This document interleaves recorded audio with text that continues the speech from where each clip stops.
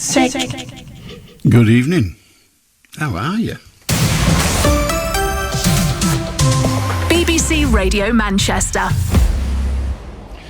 I am Allan Beswick, and this is indeed the late night phone-in here till 1 o'clock each Saturday and Sunday from 10. So it's 0800 218 2255 to join us. It is a phone-in, it's nothing else. You just call, we chat, someone else calls, we chat, somebody else calls, we chat, or you just sit there and listen, or you come to your senses and turn off to something you like. 0800 218 2255 to join us, and a degree of courage and perseverance to stay with us for the full 3 hours. I promise you, I can only just make it most of the time. So 0800 218 2255. The team tonight, well, we have Talat in charge. Ollie is taking your calls. Lucy is running a circus, I think. And Jack is there to perform as well. And I'm here sitting talking absolute drivel. But only for 3 hours, so you should get over it quite quickly after that. The evening and the weekend have been something of interest, as indeed has the whole week. The UK, it turns out, is at the bottom of the European League table for the installation of heat pumps. You know, those things that are supposed to replace gas central heating boilers. Good, I say. At last we're getting something right. Let everybody else fit 'em all over Europe and sort out all the faults and the mither and make them worthwhile efficient, and then we can peel in like the cavalry and get the best first, instead of, as usual, getting the worst first and then having to correct it. According to the BBC, whatever the hell that is, I've no idea.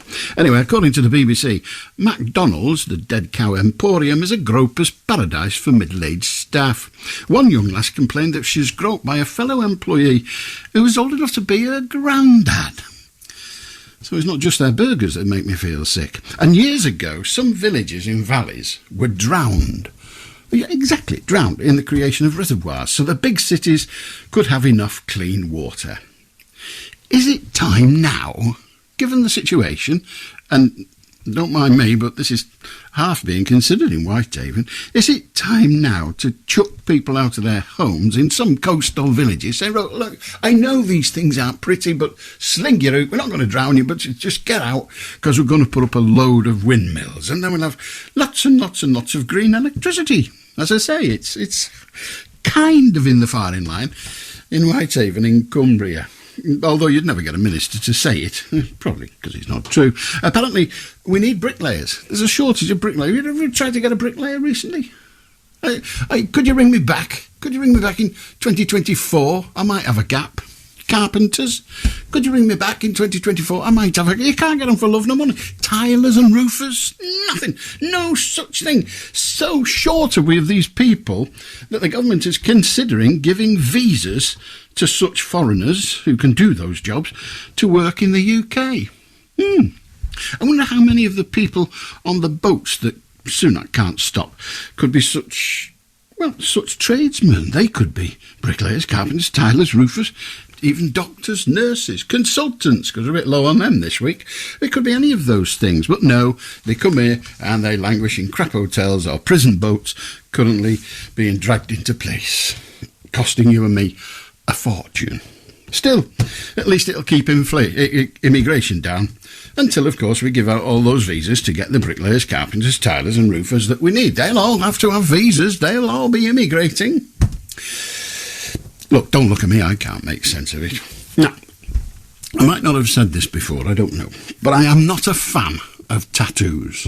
I'm just not. I'm the wrong generation. I've never seen somebody with a tattoo and thought, oh, they look nice. Wendy Dalrymple is a vicar. Wendy Dalrymple is a very modern vicar. Wendy Dalrymple has religious tattoos all over her arms, and who knows where else. She's like a stained glass window, out for a stroll. Good on her. And a lioness loose in Berlin. Or there was when I wrote this down. There's not really. It turned out to be a wild pig. An easy mistake to make. You know, I mean, they look so much like them. Oh, there's a pig. Let's have it for tea. Oh, God, it's a lion. Run for your life. Exactly. They're not easy to mistake, but some people did. Nonetheless, it gives me a chance to tell Bernard Manning's funniest joke again. Man stood on his doorstep, fella running down the street, goes past his gate, man on doorstep shouts, "Oi! What are you doing? Why are you running so fast?" He says, "There's a lion escaped from the zoo." "Which way did it?" I remember it when that song was in black and white, if you know what I mean. 0800 218 2255 to join us. We're here until 1 o'clock in the morning, and you are very welcome. How do, Nick? Hello, Alan. Hello. I'd like to talk about Tony Bennett, who died yesterday at the age of 96. Okay. I remember seeing him live in the late 1990s at the Bridgewater Hall in Manchester, and he was a class act. He told us his drummer used to play with Sammy Davis Jr., and he had a pianist and a double bass player, and his career spanned 8 decades, which is even longer than Cliff Richard. Longer than Cliff Richard, indeed, yes. Just amazing. That night, he did the Bridgewater Hall. When he'd finished his concert, he got back to his hotel, which was the Midland Hotel. I only know this story. All right. The Midland Hotel manager at the time, Sean, I knew quite well. And he got back, and when he got back, there was all people with flowers in their buttonholes and all that caper. They were clearly celebrating a wedding. And somebody said, "It's Tony Bennett." And he chatted to him for a while, and then he went and did 10 minutes. Oh, that's brilliant. I know, he went into the room where they were all partying, took the microphone, sang a couple of songs, and then went to bed. Isn't that brilliant? Oh, that's a night they'll never forget. I know. I've been trying to think of other people called Bennett who are famous. I've only come up with 2, and one is Bennett. There was Allan Bennett. Allan Bennett, yes, that's a third. So it's Bennett's Cake Works in Warrington, where my mum worked, and then there's Gordon Bennett. I don't know what he ever did, but he gets named a lot. Allan Bennett. Who else is there? Wasn't there someone had a surname Bennett who had a puppet or something? Oh, I don't know.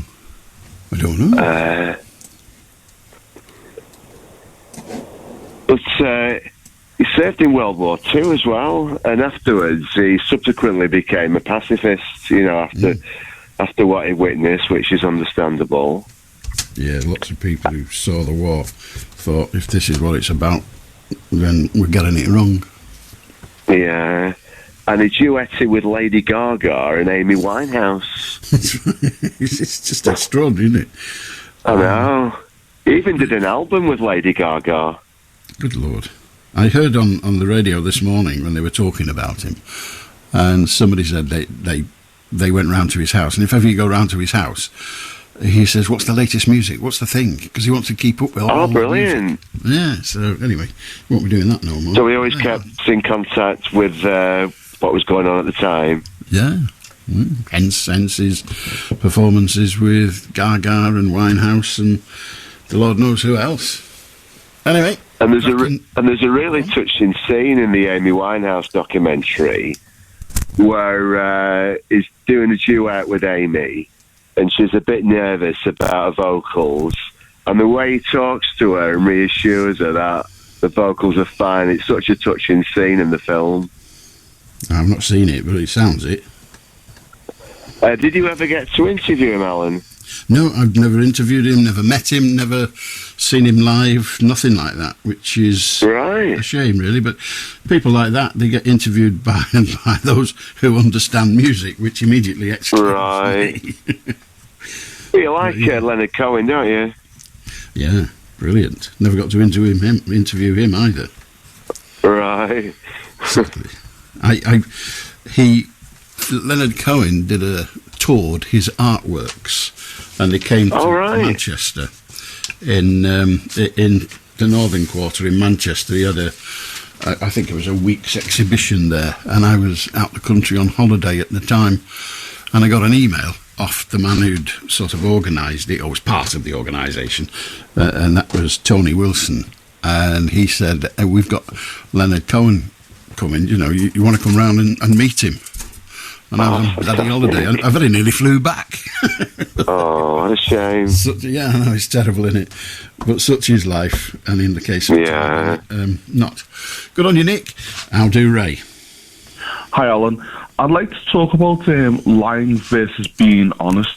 Now, the reason why I want to talk about that is because when I always hear like politicians like say they're gonna do something and try and fix like homelessness, you sometimes, some people believe them, but sometimes they're not being honest. Do you know what I mean? That's what I'm saying. Well, the trouble with the word honesty is it's not very easily defined. If a politician says, I'm going to sort out homelessness, well, when he says that or she says that, they're not lying. They're not saying, I'm not going to do anything about it. I'm just going to say I'm going to do so. Of course, homelessness is a problem that can't be resolved within a decade, so no politician is ever going to actually achieve it. But to say, I'm going to sort it out, is a statement of intent. Now, if they said, I have sorted it out, when plainly they didn't or it hasn't been, then they're lying. But, like, I mean, couldn't it, like, here's, like, another example of, like, say that the British public wanted, like, immigration to cut down, and then you've got, like, the Home Secretary saying, like, oh, we're going to do everything we can, like, we're going to do everything we can to stop the boats coming in. Isn't that, like, you know, like, couldn't she, like, say, well, there's nothing I could do, my hands are tied, I can't, like, stop that?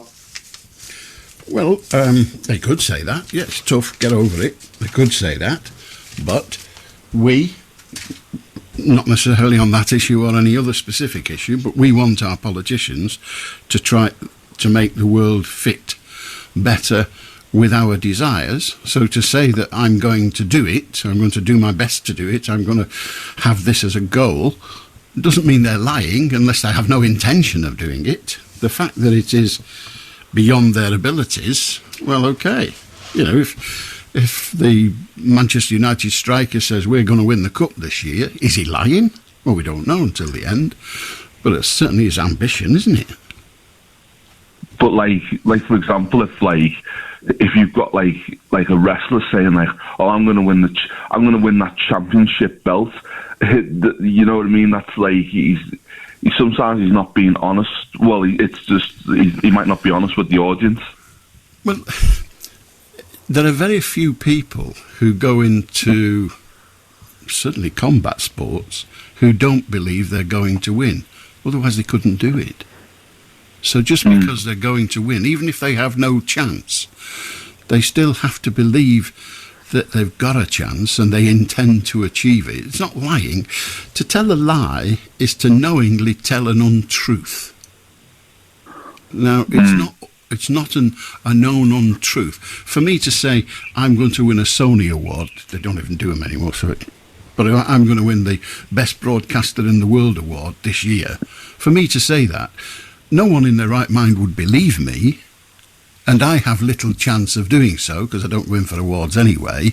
But if that is my desire, if that's my ambition, if that's what I'm working toward, who's to say I'm not? If I believe I can, and I say I'm going to, I'm not lying. But sometimes, like, or you could say would you say that's being dishonest? Well, that's the same word, just a different way. Yeah. It's very hard to be dishonest about the future because it hasn't happened. Yeah. So how can you get it wrong? If you say, I'm going to drive to London tomorrow, when at that moment you have no desire to, no intention of doing, you are lying. Because you're telling somebody an untruth, a story, if you like, that you know to be untrue.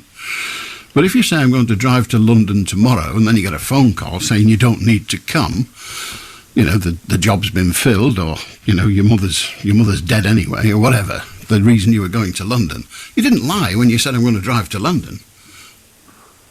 You were telling the truth. That's what I'm saying.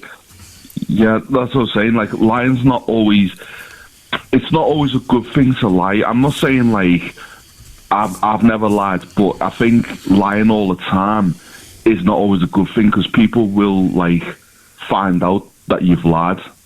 Well, indeed, lying all the time isn't a good thing, but what you earlier described as a lie wasn't one. So lying all the time is very definitely not a good thing. To say things that you know to be untrue is of no use to anybody but possibly you. And by you, I mean the person doing the telling the tale. But if they believe it, then are they lying? I sometimes give a very stupid process. But if somebody comes to this country, they've never spoken English, they know nothing about English, they've come from another planet or what have you, and you offer them a drink in a cup and saucer, and they say, "This is good, what's this?" And you point to the saucer and you say, "That's a cup." And then you point to the cup and you say, "That's a saucer." They now believe that the flat thing is a cup, and the thing that holds the liquid is a saucer. So the following day, when the person says, "Did he give you a cup of tea?" they say, "Don't be stupid, you don't drink out of a cup." Are they lying? That's the thing. That's the thing. They're not lying. They're telling what they believe to be the truth. Yeah, that's the truth, yeah. Well, let's not get into whether it's the truth or not, but the issue as to whether they're lying or not is more to do with their intention rather than what they say. Yeah, I meid say one thing is that if someone said to you and said, "Oh, you know what, I've had like 5 girlfriends or something like that in romantic relationships," would you say they're lying or they're telling the truth? Well, that depends on how many girlfriends they've had. If they tell me they've had 5 girlfriends, they've only had 3, they know they've only had 3, they're lying. But that's the past. Yeah. If they said, "I'm going to have 5 more girlfriends," I have no way of knowing whether that's true or not. That's just their ambition. At that moment, they believe it to be true, want it to be true. So they're not lying. But I always say when you're honest with the person, I always say when you're honest with people, I think people respect you more when you're honest with people, or when you speak from the heart or something like that. Well, speaking from the heart isn't necessarily honest, but we're going slightly tangential now. Yeah. Does my bum look bug in this? Who's going to give an honest answer to that? That's the thing. Have a good night, Ray. 0800 218 2255. How do Lindsay? Good evening. Good evening. I was watching a documentary the other night about high-rise flats. An emergency service went to somebody who was having a cardiac arrest, and he stopped breathing, but they managed to bring him back to life. They couldn't fit a trolley in the lift, so they had to give him some medicine to stop him having. They put him in a chair and give him some medicine to stop him having another one in the lift. So shouldn't these people who build these high-rise flats think about how size the lifts are going to be? I suppose they should. In fact, they do. But whether every block of flats should have a lift that will accommodate the future size of a stretcher is hard to know. Yeah, well, I just think even like hotels that you go to, because I was thinking about it, and even like hotels that you go to, they don't have room to fit a stretcher in. So that patient could have had cardiac arrest again. Well, indeed so. But, I mean, hotels is a bad example because most hotels with lifts have one lift for the customers, which is you and me with our suitcases, and then they have another one unavailable to us, which is how they get the beds and the wardrobes and everything else up there. You have a service lift. Yeah. But I was just like quite shocked actually that you don't think of these things, and sure that the people who build these high-rise flats, they're obviously not thinking about it. Well, they probably are, insofar as the budget for them allows. And the people doing the building, they can either have 2 blocks of flats with huge lifts that will be used frequently but will only ever be used at that size once every 10 years, or they can have 1 block of flats costing a lot less, and once every 10 years there'll be an issue about getting a stretcher in there. Yeah, I think it's more important to get the stretcher in there, but that's their opinion. In hospitals, Lindsay, I can tell you this, in hospitals, they have a thing called the meat box. That's not its proper name. But when somebody dies, they have a trolley, like an ordinary hospital trolley. I don't think they have this now. They have an ordinary hospital trolley. And when they're pushing it round, it looks empty, but there's a cloth over it. And yeah, I know, I've seen them. And then underneath, there is a box where they put the corpse, yeah? Yeah. And there was one particular hospital I did a course in, and to get people from the upstairs ward down the medieval staircase, as it were, the porters had to put up screens everywhere and then throw the corpse over their shoulder and carry it down the stairs. Oh, God. Well, this hospital had started out many years earlier as a different kind of public building and was converted to a hospital. So sometimes needs must. But anyway, Lindsay, ideally, yes, they should be able to accommodate such things. Good to talk to you. How do Margaret? Oh, hello, Alan. Hello. Right. Yeah, it's about immigrant workers. Okay. I've been having the bathroom renovated, and I've lived here 50 years. I got it done about 20 years ago, but it's about time it was done again. So, as I say, I've been here 50 years, and these workers, they're from Romania. I've never had more efficient or more pleasant people to work in the house. They're absolutely fantastic. I couldn't praise them highly enough. But anyway, this is going to sound like a carry-on movie, but I swear on my life, this is absolutely true. So he was installing the bath, and he shouted over the landing. He said, "Bath is fine. Oh, great, you know. So no problem with the work. It's just a communication thing." I mean, I've got to say also that his English is a lot better than my Romanian.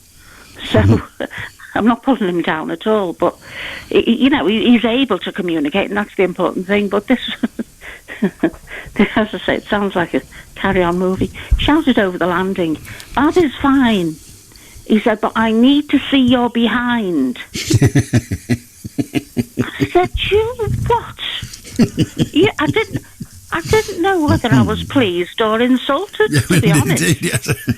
You know, I thought, oh, God, I've still got it, you know. Yes, my God, I'm 72 years of age. I thought, by Jesus, I'm doing well. I said, "You what?" He said, "You're behind. I need to see your behind." Oh, Jesus, what do I do here? He said, "Bath is fine, but water chute," and then I got it. The downspout is at the back of the house. Ah. Yeah. Behind the house.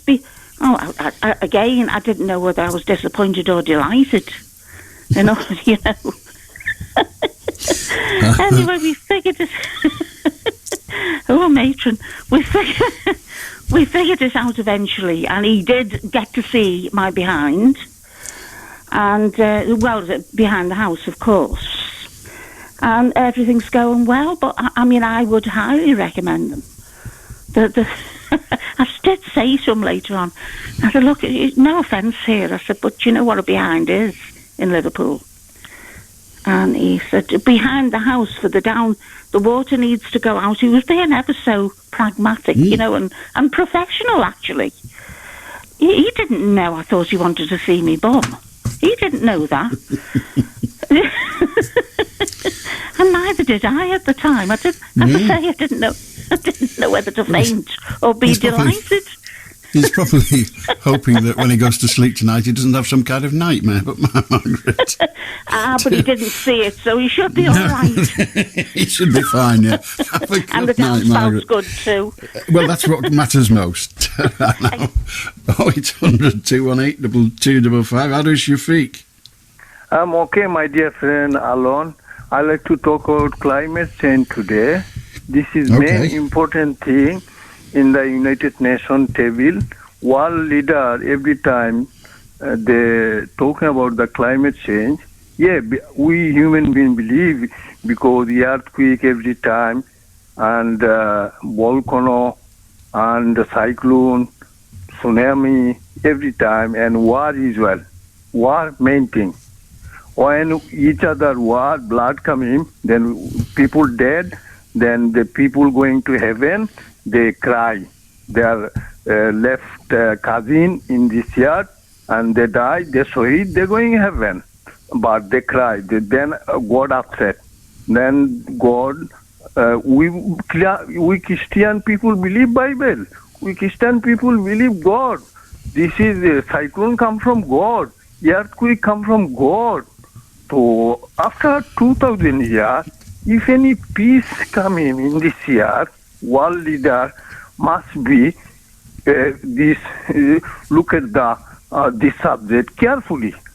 Russia President Putin and Russia Foreign Secretary, he knew the former UN Secretary General Kofi Annan.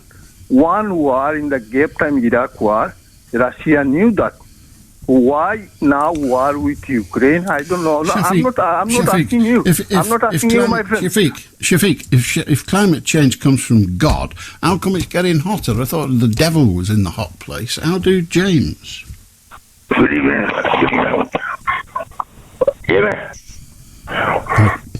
Hello, James.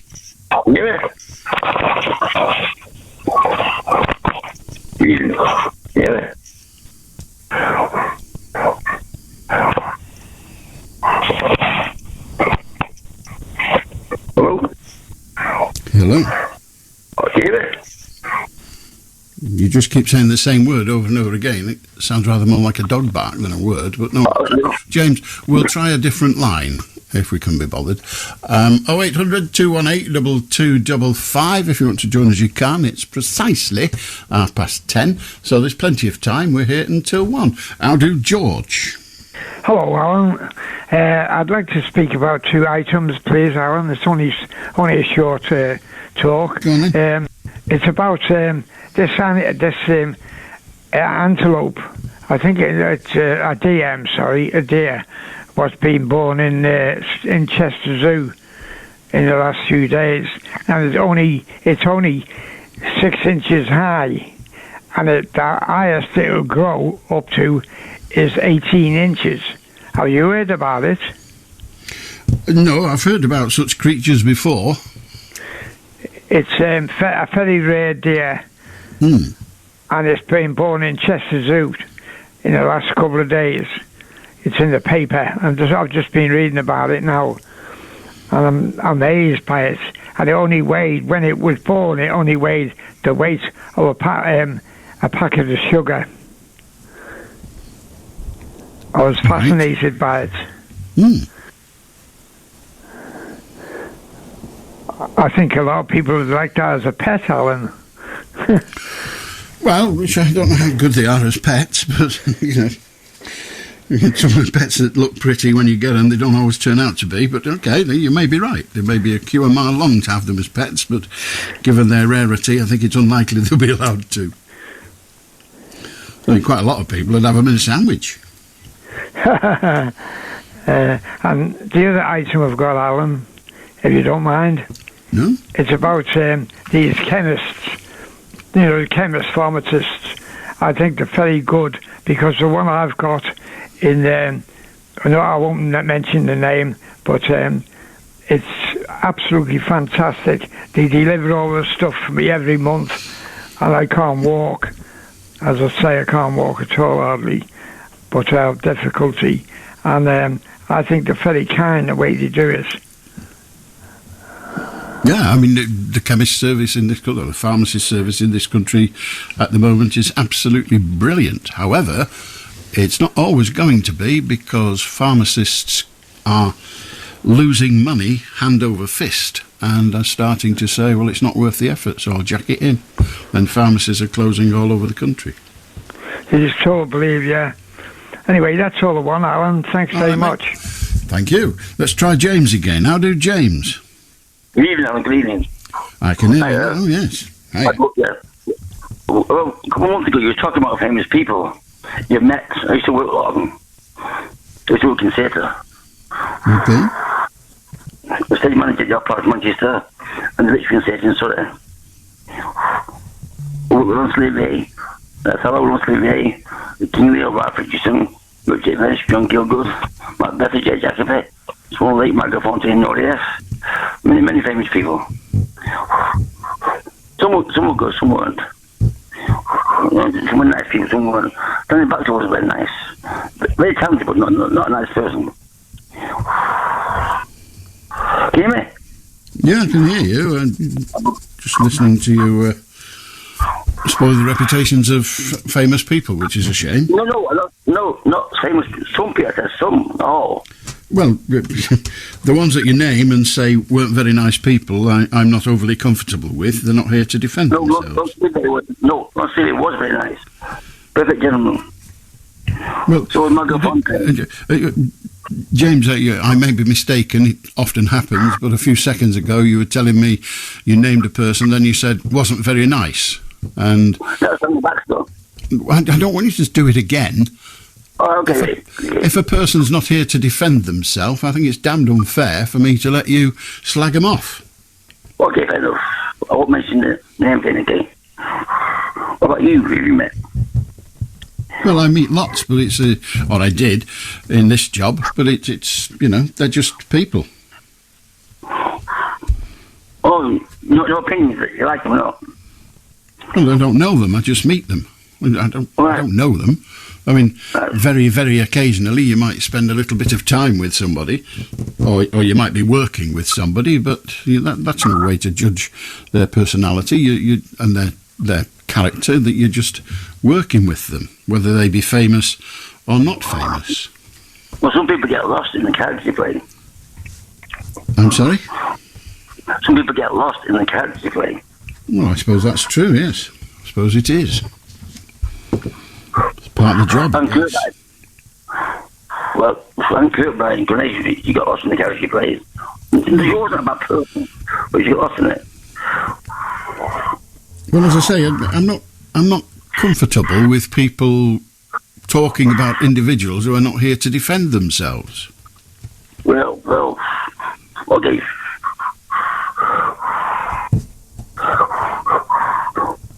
That's all I want to say to you. Good night. Amongst famous people, some are good, some are bad, just like the rest of us. But thank you. Have a good night. I'll do Martin. Hang on. Good evening. Can you hear me? I can, yes. Hang on. I'll put you on speakerphone. Can you hear me? Well, don't put me on speakerphone, because then I won't be able to hear you. Just do it with you. Is that better, Alan? Well, I can hear you, so let's progress from there, and we'll see how it goes. I know you're not on speakerphone, but my question was to do with. I agree with so many things that I've heard this evening, but my question is to do with the by-elections. That's why I rang up to pose the question. But if you have a by-election from a person that resigned, in South West London, and he resigned because he didn't want to do 60 days excommunicated from the House of Commons. He resigned, so that, in my case, that, in my opinion, is that he sacked himself. So he had a by-election, and then the results come out after 2 recounts. Why do you have recounts? The people they get counting the blooming votes, it doesn't make sense to me. Can you explain that to me, please, Alan? Well, the reason they have a recount, whenever there is an election, each of the candidates is entitled to send somebody, they can do it themselves, but they usually get somebody else to do it, to watch the counting. And when you count... I'm listening. Well, you'd be better listening, not making a noise.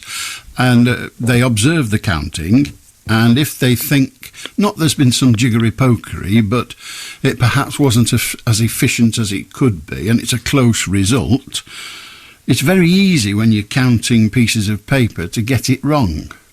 So they are entitled to ask for the votes to be counted again, a recount. Who do they ask? They ask the returning officer who's in charge of it. So they go to the returning officer and they say, I want a recount. And providing the result isn't, 10,000 different, they'll get one. I know that. Because if they don't get one, then they can go to court and seek it there. And that has happened in the past, where nobody or somebody has not liked the outcome and has not liked the complete repetition of the outcome, and so they've gone to court. Happens all the time in America, but it's less frequent. It didn't happen. Yeah, it didn't happen in it. Sorry, Alan. It didn't happen in this case. We know that about that bit, the legal bit. But I just can't understand. You flip. Why can't they? Who are the people that actually count them? They're usually local council employees. So could that be biased? Could it be? The answer to the question, could it be, is rarely no, because everything is possible in life. But is it often? No, because they're being watched all the time. So why do they have to have a recount? That's the. I'm sorry, They have a recount. They have a recount because somebody is not completely convinced by the outcome. And who? One of the counters? No, not one of the counters. They get no say in it. The people who are standing in the election may well think, hang on a minute, it's... Well, they would say that. Well, yeah, go on. Well, yes, they would say that. But if somebody says, right, we've had the vote and there's 10,000 votes gone to that... There's 10,000 votes gone to that. There's 10,000 votes gone to that bloke over there, and there's 15 votes gone to that bloke over there. The bloke that gets 15 isn't going to ask for a recount because it would just be stupid. However, if it's 10,000 over, listen without talking. That's how it works. The talk is the mouth, the listen's the ears, the things on the side, flappy, flappy, flappy. So listen. So it's 10,000 over there. Good night. And when you come on again, work it out. Mouth, talk. Ears, silent. Listen. Bye. How do, John? Hello, John. Hello. All right. Hello. I'd like to talk about a book I picked up in a charity shop the other day. I won't mention the author or the book, but it's about a female doctor who works in a top security female women's prison, well, obviously female, prison. And it's quite harrowing because I've only read so much of it, but a lot of the details and the stories that the women are portraying, some of them are quite innocent of the crimes that they've been incarcerated for. And it seems to me, what I've read so far, is an awful lot of it is governed by men. They, in any way, whether it be in marriage, whether they had to go into certain areas of work for these men to make the men money, and it's very, very harrowing. And what I've gathered so far with what I've read I mean, the women only care about the children, you know that they have, and it's very harrowing how men can be so evil towards women. Well, not all women are guilty of crimes because of the men in their life. Yes, that's true. And yes. some of them are. And the people who are in prison at that point have been convicted of their crimes. So yes. they haven't said, or the court hasn't believed them if they've said, I didn't do it. And the court has not believed that they behaved in the right way if they were, in their view, pressured into doing something. So that's what the courts are for, to make that judgment, whether this person acted alone, whether they acted freely, whether they were compliant, or whether they were just bullied into it. It's a tricky one. I totally agree with it, Alan. But what I've read so far, lots of these ladies I'm reading about have been coerced, and sometimes they did not really have any idea what they were getting themselves in for, and they've been driven by men, and sometimes by violence, which is a terrible, terrible thing. Well, if when they're in court, if their defence is that I was forced into it, then that is a valid defence if the court accepts it. If the court doesn't accept it, then their defence is failed and they stand guilty. Yes, I agree. I do see your point, Alan. Yeah, point taken. Okay, well, thank you for listening to my point. And you might as well tell us what the book was. I know we don't normally give names, but what's the book called? The book's called The Prison Doctor. Oh, right. Well, that's easy enough. Cheers, mate. Good on you, John. 0800 218 2255. How do Trevor? Hi, Alan. I'd just like to talk about a book as well I've been reading. I've been reading a book by a guy called Mill Miller. It's about homosexuality, particularly from about the 1940s, 1950s. And it's based in America, and it's all about how he relates to people, and it's good. It's a good book because if you're straight like I am, it's just a good education to read and understand about other people, obviously. So while I was reading it, it mentions something called the It Gets Better podcast. So I looked it up on YouTube, and it's all people talking about their own experiences, like President Obama talking about why bullying's bad for people who suffer from homosexuality. Not suffer from, but have homosexuality. Bullying is a terrible thing to do to somebody, and it costs a lot of pain to a lot of children, and it's just something that I was interested in, because I'm reading about drink, and I've been reading about homosexual people and drink. And when, in 1967, they finally decided that drink was an illness, and they decided in 1973 that homosexuality wasn't an illness. So the reason why I mention that is because the two things are linked in the minds of people who've got the wrong attitude, particularly with people like the Nazis and whatever, because it's to do with eugenics, according to this book I was reading. And it seems that people who want people to be perfect and delete the people who are not quite as perfect out of the equation, I've been doing that for quite some time. And if they don't do it now, well, it's a good job we don't do it now. But I mean, it's just something that I was again not confused on because I was reading two books at once. But it's called by a guy called Mill Miller, and it's about homosexuality. It's very interesting. I've read the first part of it. It's from a New York Times article back in the 1970s, I think. And it's interesting, yeah. And just to read it, it's just an eye opener.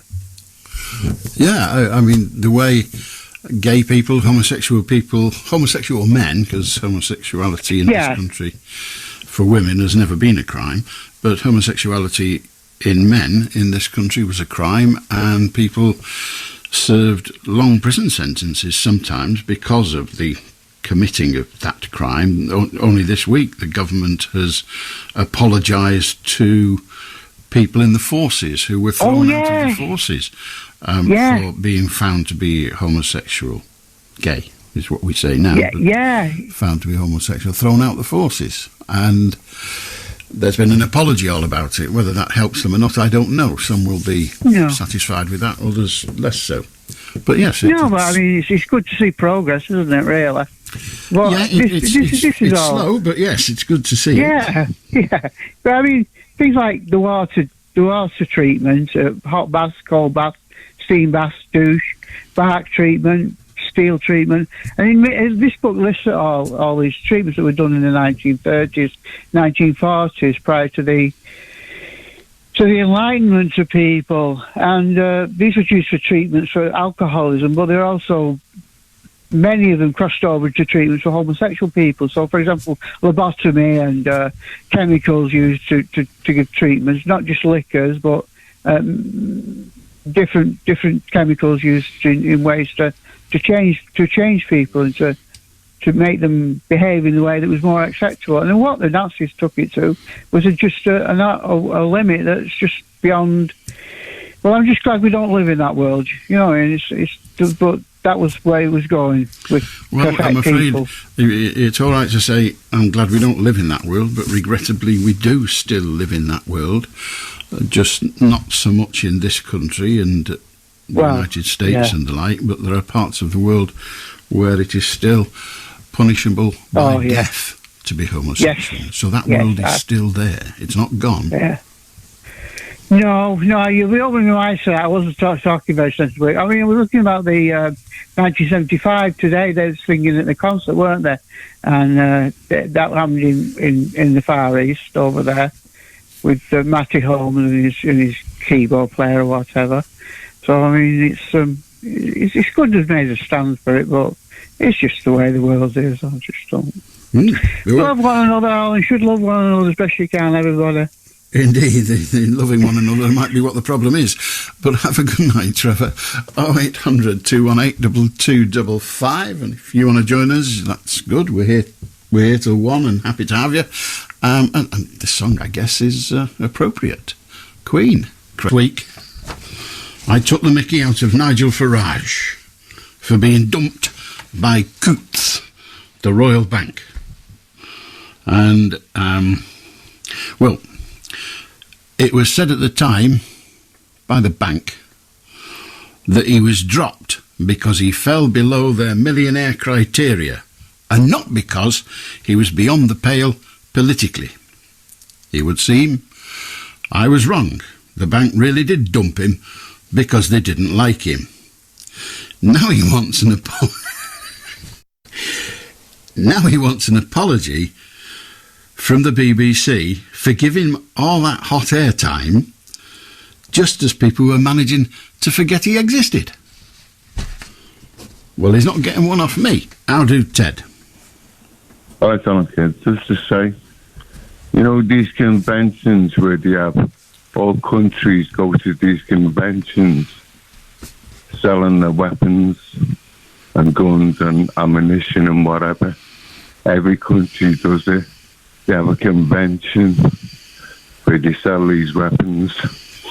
Don't you think the money that they buy create things with the money instead of buying weapons and make things better for the world and everyone?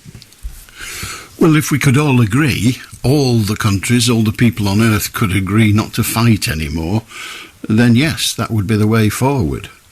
But unfortunately, that's not what happens. And so I guess some people think I'd better have a weapon, or some weapons, in case we're invaded. Well, see, the words of law, Alan, in all religions says it's wrong to kill human to human.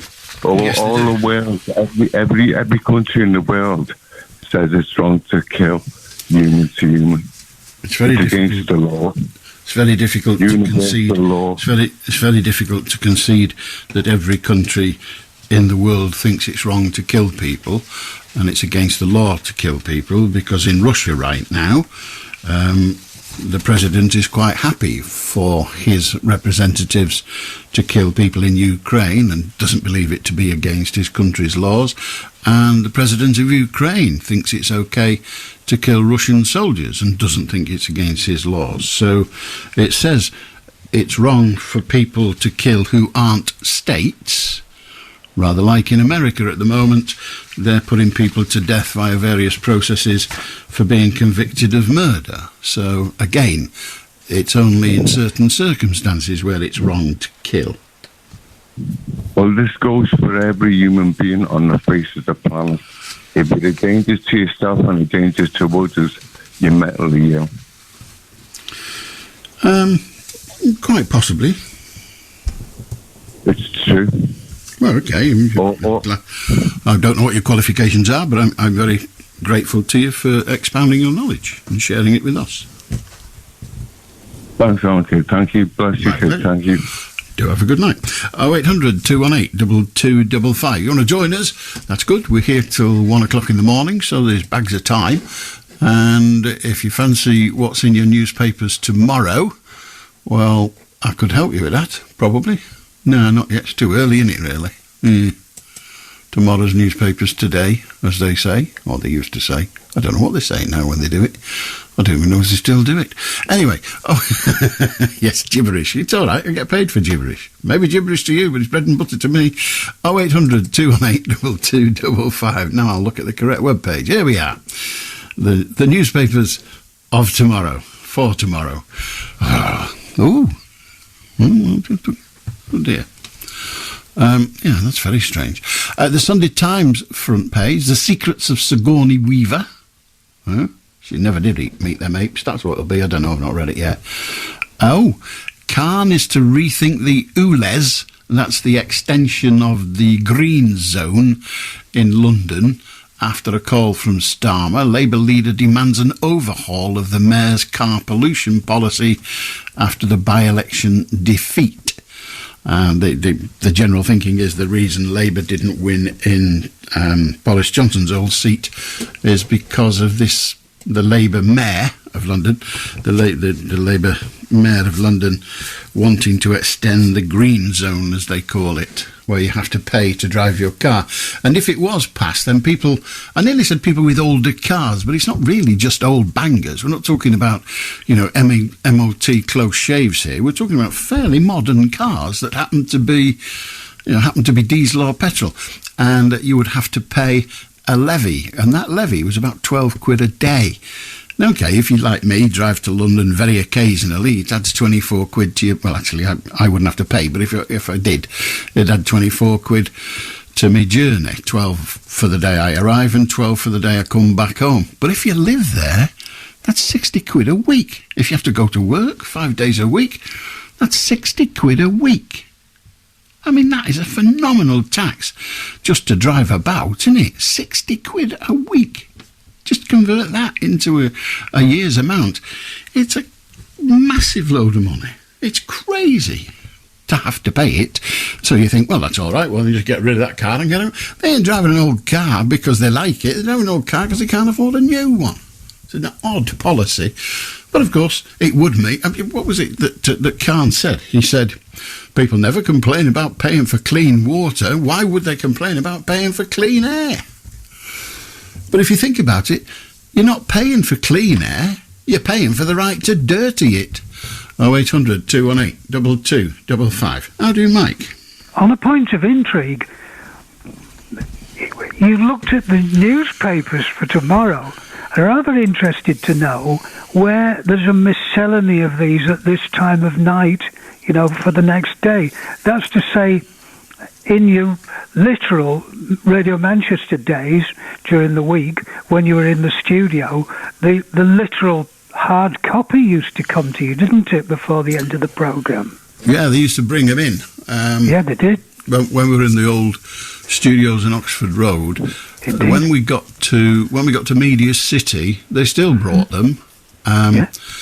But they were for the whole building, so there were thousands of them, and you would have to wrestle your way in. They were all addressed to individuals, but there's a great big pile in the newspaper room, and you'd have to go and get them and all that. So we never got them once we got to Media City, as promptly as it were. But yeah, they used to distribute. What at a point in the programme, what do you do to consult all the Sunday newspapers? Now? Yes. Well, I read them online. Only the front page. What I'm driving at is there? Do I take it there's a specific place where there's an assemblage of them? Yes. Right. But I mean, any of the main news services, the Sky News, BBC News, ITV News, they will have photocopies of the front pages, because they'll get them in London. So they get the first editions in London, and they put the front pages, with the newspaper's permission, on their websites. And so I read them from either the Sky News website or the BBC website, depending on who gets them up first. Very helpful, as ever. Indeed, that is rather the theme of my main topic. As an avid Radio 4 listener, you will probably be aware of a series in which we're now in the middle about Banksy. Well, I've not heard any of it, but yes, I'm aware of it. Right. Now, shouldn't we be deploring this man and what he appears to do? Well, deploring is probably overstating it. I'm not a fan. I think he's certainly an overgrown graffiti artist, and in his history, his graffiti was less than welcome. But now, if you get a Banksy on your wall, you get rid of your house to sell the wall. I personally am still not a fan. No. Well, there are a number of questions I would like to put to you about this. In one sense, it is a slight pity that you haven't heard the series. It's not a pity. I'll turn it off. I don't want to hear it. I don't care. To what I want to ask you, it might have been helpful. Is there much? I mean, your wife is considerably involved with artworks. Is there any merit in what he actually creates? The beauty is in the eye of the beholder. Okay. Well, that's the answer. Is there any merit in it? That is for those who look at it to decide. Well, how does one know, Alan? Does the guy leave a signature on a wall, and indeed, may there not be many Banksy pretenders? I'm fairly sure that there must be some Banksy pretenders, but there are also people who can analyse the works like they do if a supposed old master's been found. There are people who will analyse it on brushstrokes and all the other things and decide whether it's an old master's work or not. But Banksy, a bit like the IRA announcing that they've planted a bomb, Banksy can say, I've put a mural on such and such a wall. Have they ever... Clearly, these things must get done at night. Has he ever been arrested or caught in flagrante, as it were? Well, that's a different thing, but he's... Yeah, well, you know what I mean. Caught in the act. Yeah, indeed. Caught in the act. I'm not aware of him being caught in the act. Right. At any point. I also think it's all bull crap anyway. I think there must be at least 200 people who know who he is. Yeah. Yes, sure. Yeah. So, Well, I found the series. What I heard part of the omnibus edition last night, and I thought I must ask you about it because, well, it's helpful to me to understand why people have a liking for his work. What would you say, Alan? What seem to be his main themes? I mean, are they revolutionary stuff? Well, it isn't revolutionary. He's not suggesting that you tear down buildings and the like. No. I suppose you could suggest that it's a whimsical left of centre look at life. Okay. But I don't know. I mean, A, I'm not a person who can analyse paintings. B, I'm not that interested. And if I turn over the paper and say, "Oh, here's a Banksy," I go to the next page because I don't have any interest in it. You might be able to help me with something else. They made reference during the programme to stencils. Do I take it that he plans things beforehand on some sort of, I don't know, sort of stencil? Well, I've no idea, but if that's what they're saying on the programme, then one has to presume that they have some research that says that. But you can understand the nature of his work is they're all flat panel on surfaces that are already in existence. In other words, it's not like it's not like a freesia where they paint onto a wet plaster surface. He just puts it onto the plaster on the wall, as it were. So one presumes he doesn't stand there all night doing it. Apparently, he has a whole team of people. Yeah, let me try and understand this. What it is? Well, you're probably asking the wrong bloke. You're asking someone who doesn't know. I don't think so, Alan. Because I don't know the answers to your questions. Understandably, my grasp of it is puny in the sense that I've never seen it. But so what I'm asking you is, do I take it that he finds an apparently nice wall in the sense that it is flat, and he works straight onto the brickwork? Is that it?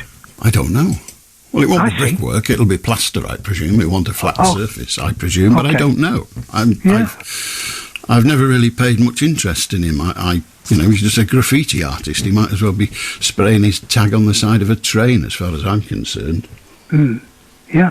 Okay, well, that's been very helpful to me. Thanks ever so much. What I can tell you, he is the best-selling living artist. Gosh. Yeah, quite. Yeah. Tells you everything you need to know about people who buy art, doesn't it? Have a good night, Mike. How do, Paul? Hi, Alan. I've got a story. It starts off sad, but I hope it uplifts some of your listeners. A couple of weeks ago, my cat got run over. A bus driver saw it happen and phoned an emergency vet. They sent the ambulance out and picked her up and then traced her because she was chipped to my vets and then from my vets to my house. So we picked her up. They kept her, to be honest, they kept her in the freezer, but they do that all the time. We kept her until we picked her up, we buried her, and that was it. I mean, it was a case of, I had a cat, she was allowed to roam because I've looked, and there's no such thing as an indoor cat. They're all outside hunters. Then the next thing, I got a card a couple of days later from the said vets. It picked nothing to do with me, but it picked it up. And it was a condolences card, and was sincerely sorry about Matilda. And I opened the card, that was my cat's name, by the way. I opened the card up, and there was a picture, well, there was paw prints. They'd taken paw prints and printed them on the card with Matilda's name in the middle. There was some of the chest hair, which was black and white. She was black with a white vest. And a packet of forget-me-not seeds. Two things. first thing is, all this was done with no charge. No, in these days of the devil take the hindmost, I thought this was wonderful. And to people to think that there are still people like that in this world, I think is so uplifting and so wonderful. Yeah, well, great. Particularly at no charge. Well, it's not particularly no charge, Alan. This time I do disagree with you. It's the thought of somebody actually doing something for another human being. And that I find absolutely brilliant. So, thank you for listening. It's all right. And I shall... 0800 218 2255. I'll do Sam. Hi, Alan. So, you know, Banksy, he's by and large, his art is outdoors, like graffiti. He started in Bristol, and by and large, he's unknown, like his face is, by very much and large, he's unknown.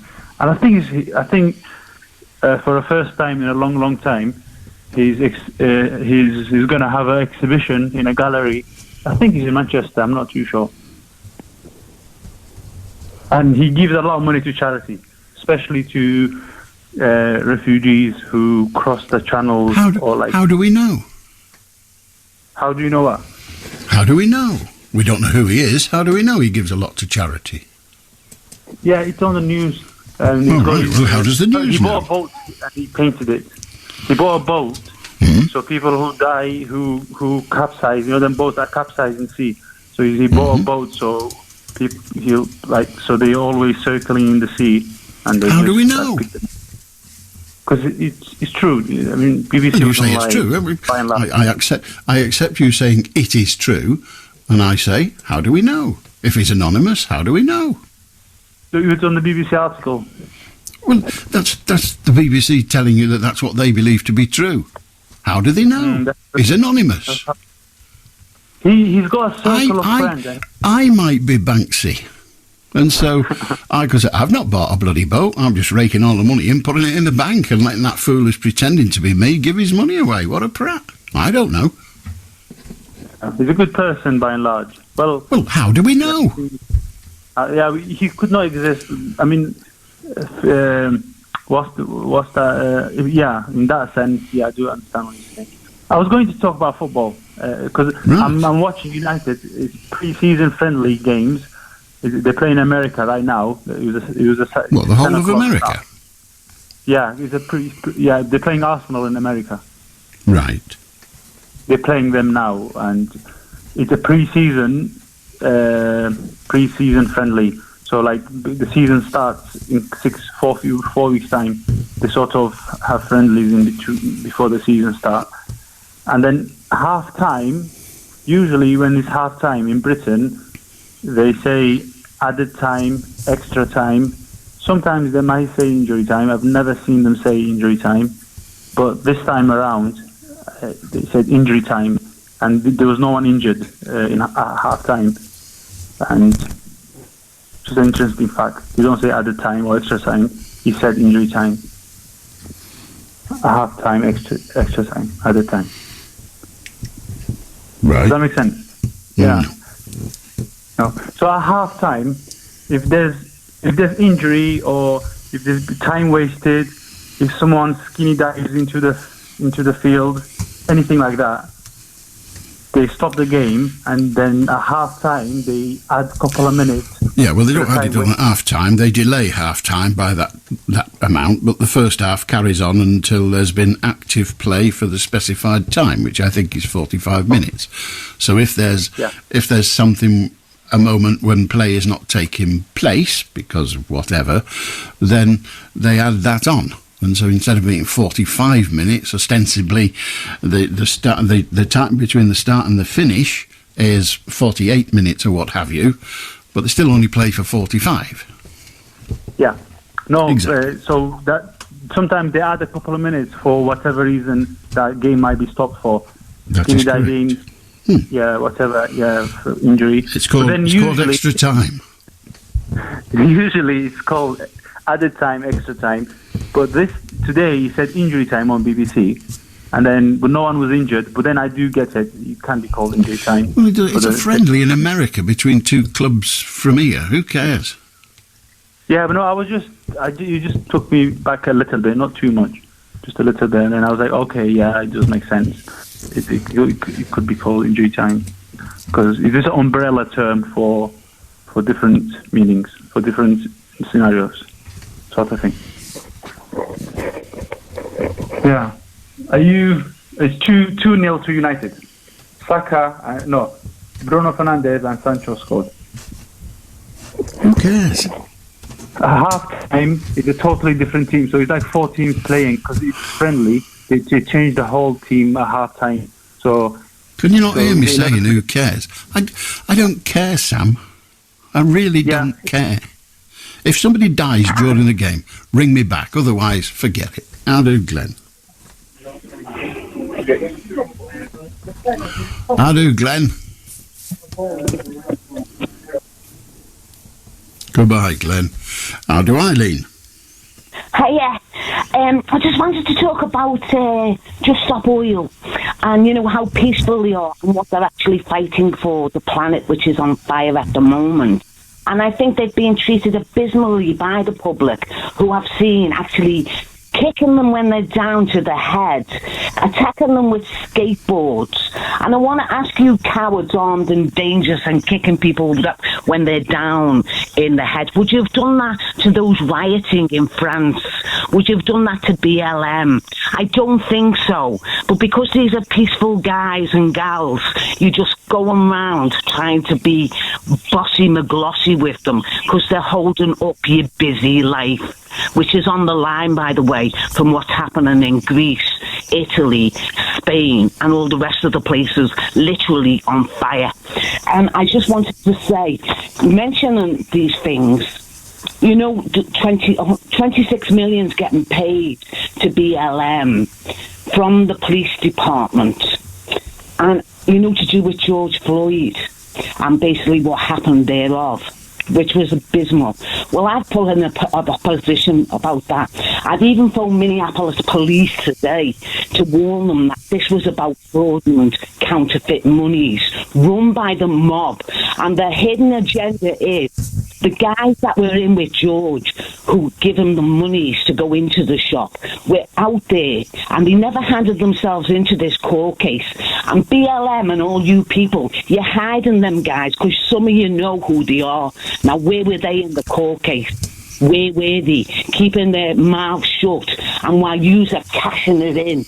Well, I've opposed it worldwide because this went on worldwide, okay? BLM was worldwide because of what's going on to people with corrupt coppers being run by the mob in Las Vegas with fraud and counterfeit money getting passed around. Now, when you hand your accomplices in that was with George, as they stood there and watched in the shadows, their so-called acquaintance friend in with them, and the coppers that were bent covering up what they knew, then maybe you might get your 26 million BLM. In the meantime, I'm not the only one that's opposing you. You in Las Vegas, when you need to. Eileen, we're not a soapbox. Have a good night. Have a good night. How do, Glenn? Hello, how are you doing, Barry? I'm having a phone call from the DWP to see if we can get pit benefit a week Monday. They asked me questions, and I run DOS for 28 years with mental health issues. It's not an easy benefit to get on, and if they get benefit, it could save me from losing the house in the future. I think you've got to make it sound as worse as possible, but they can catch our lives. And they'll ask me questions like, can I cook a meal? Or can I get the blood down? Or can I have a bath? It's all simple things, but you've got to know I can't do it. Can I read as well? But I think in my case, I struggle with these things, don't I? Well, I don't know whether you understand. I've never. But like I said, obviously, if I get it, the top rate is £60 a month. But as you know, I will refer back to the mental back by the police last November. The parents are not well, the 79-year-old, and I broke down crying in front of the police on car park at work. And the emergency ambulance came to my house because I told them I was going to kill myself. And I was about to leave my job on. And I also have psoriasis, Alan. I've got red spots all over my body. I've been to doctors and they give me cream, but it's getting worse, Alan. What's psoriasis, Alan? What causes that? I don't know what causes it. It's an inflammation of the skin. I'm not a doctor, and I don't know what causes it. Like it's getting worse. It's all on my head. It's all on my body. Everywhere I've got. And what these are, some people they take advantage of me and upset me, and I'm a vulnerable person. And the staff and magic will work, and they all make sure I'm okay. And it's like I do my best in life on. And God bless you. I'm going to miss you when I can't phone you up. I enjoy talking to you. And because I'm just in a clubbing on in Accrington with my dad and my lodger, liar, who lives with me. I mean, a few pints bits at weekend, liar. But, in your application for PIPs, did you tell them about your psoriasis? No, I didn't have it. My last assessment, I didn't have it. All right. That's about 2 or 3 years ago. But they're doing this assessment a week Monday at 20 over the phone. They're ringing me up and do it over the phone. So it's like, but like what these are, me working in a supermarket, it goes against me. And me walking around and collecting trolleys, they seem to think more care. And I think, as young, I've applied to PIT 3 times in the past. And the last time I worked tribunal. And the dot shop tribunal said to me, when the last time you went to Black by yourself, but I can get trained to Black by myself, that always against me, really. And he's trying more to scooter and that one. I mean, the fact that you can get to Blackpool by yourself is a statement of how able you are to cope. Yeah. And but if I had to go to Manchester, I couldn't do it there because I wouldn't know where. It's only like basic place like Blackburn and Blackburn.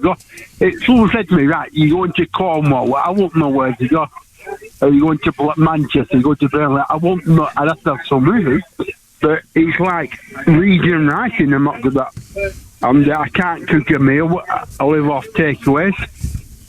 And, it's like, I do struggle a lot of things on. And that's why I'm on the way for 28 years with mental issues. And, in the future, if I try to commit suicide, I'll end up in Psychiatric Hospital. And I believe the new hospital opened at Blackpool, a new psychiatric unit. And I don't want that to happen. I want to live my life and I don't end up in psychiatric. But the problem is, if I lose my house, which I've told you that future that the interest rate's going up, you just don't know what's going to happen.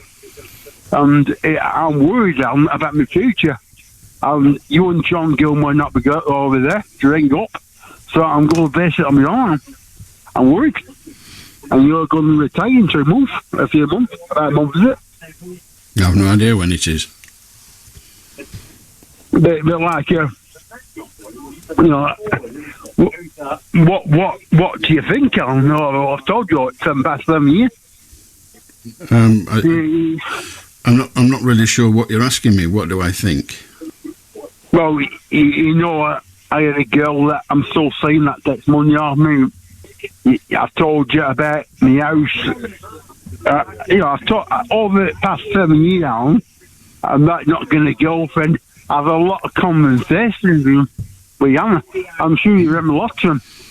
And, it's like it's a frightening future, isn't it? Because you don't know what's going to happen. And, the policeman, I've stopped texting now because there's nothing going on. There's nothing to report. There's nothing. I would text that police officer about 20 times a week. But now, Alan, there's no going on. Everything's okay. There's nothing happening. But why is that on? Everything seems okay. But there again, going back it while you can. If everything, Glenn, if everything seems okay, then enjoy it whilst you can. Yeah, I've just been on 2 good holidays. I went to Martinique with a friend. I went to North Wales, Mum and Dad. So now I've had enough. And at Christmas, my dad's paying for up family 2 nights in Blackpool, New Year's Eve. Day for years for up family, and my dad's paying for an holiday for us for New Year's Eve. So I've got Christmas off work, and my dad just started across, and now I just bought him a pint of bitter.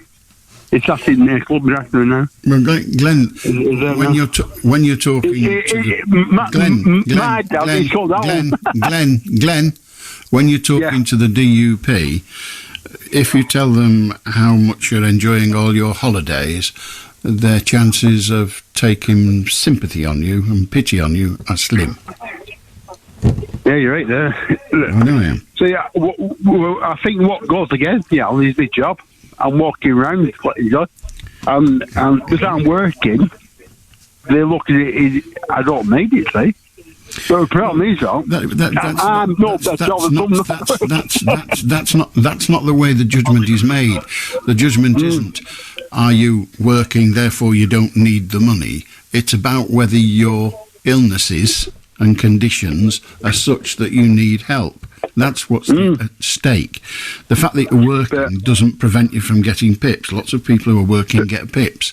It's about whether you meet the criteria of needs to get the money, and they have decided 3 times that you do not. But I'm not a young man. I'm 50-year-old. I am getting pains in my chest. I know it doesn't. I'm getting pains in my chest. But not severe pains. But what I'm saying, in a few years, I could have a heart attack or stroke. In a few years, they make the judgment on your condition now. Have you spoken to your doctor about the pains in your chest? No. Well, these with my doctor. Well, have you? Glenn, it's a simple. Glenn, have you? Yes or no? I think doctors about my psoriasis. Have you spoken to the doctor about the pains in your chest? That's the question. No, I haven't. Yes? No. Right. No. Well, if you're having pains in your chest, talk to your doctor as soon as you possibly can. Your life may depend upon it. Well, I have seen the doctor about my psoriasis 5 times. I know they give me cream, and the cream's not working. Glenn, if you're having pains in your chest, talk to your doctor. Your life may depend upon it. But what I'm saying... I don't care what you're saying, Glenn. I want you to listen, not say. If you're having pains in your chest, it is paramount that you speak with a doctor, or you might die. Now, it might be nothing, but don't guess. Yeah. Talk to your doctor. Pains in the chest, doctor. But it's not a severe pain now. It comes and goes. It's not a bad pain. Fine. Then, look, Glenn, don't go then. I don't care either way. But what these are, it's like, I think this psoriasis I got is quite serious. It just spots all my body. And, yes, I know. Psoriasis doesn't kill you. Pains in your chest. No. Pains in your chest. But what I'm saying now, it's not a pain. These pains come and go. They're not all the time. Don't twitch your pain. Glenn, it is up to you.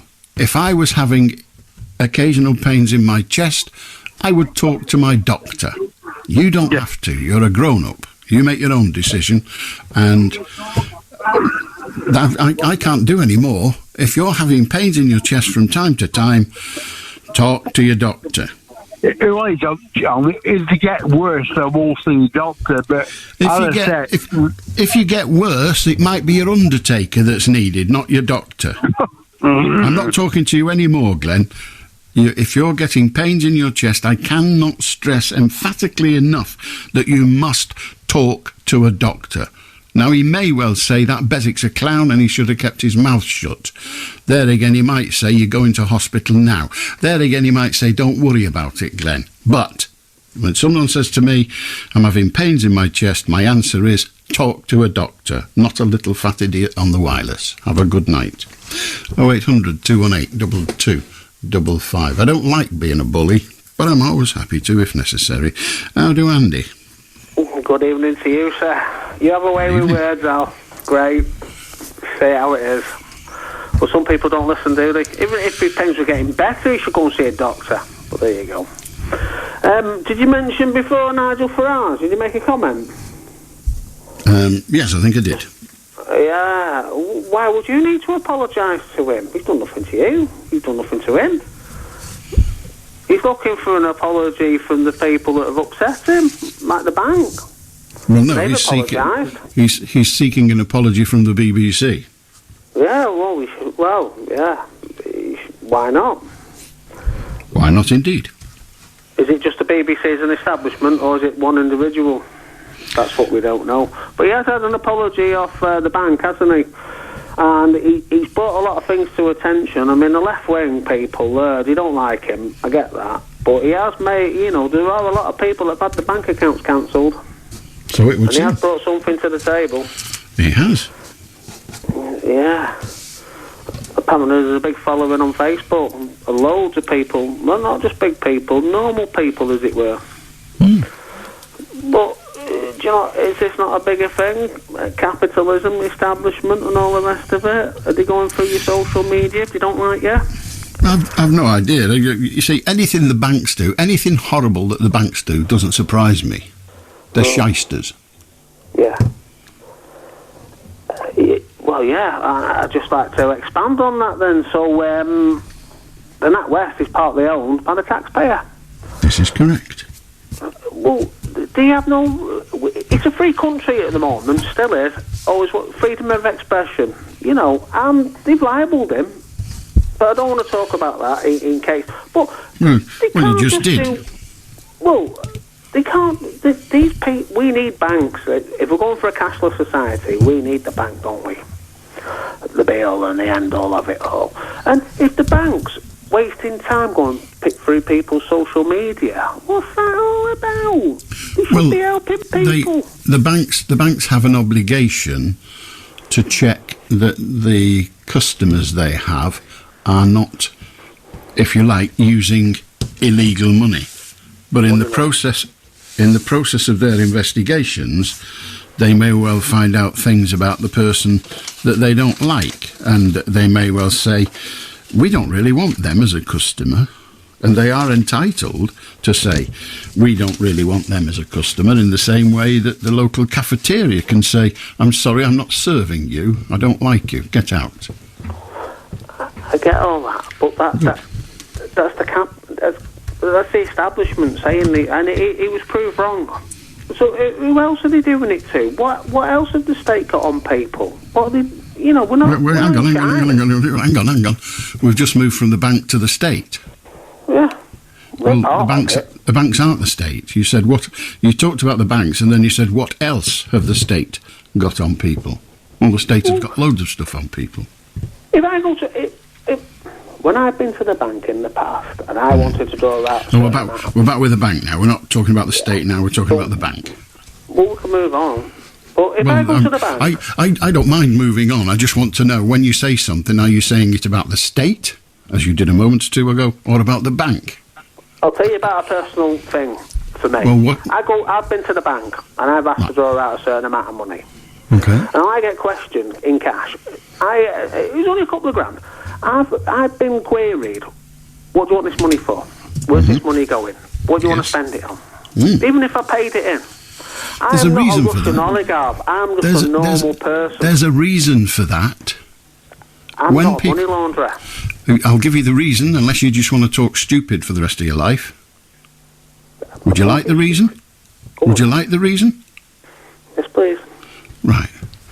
The reason the banks ask those sorts of questions when people draw out a large amount of cash, an amount of cash that is not usual for them to draw out, they question, in order to be assured that you're not being required to draw it out by somebody doing you a disservice. In other words, somebody coming to you and saying, I can mend that roof for you, and what they mean is they can move a slate about, go and draw £5,000 out of your bank and give it to me.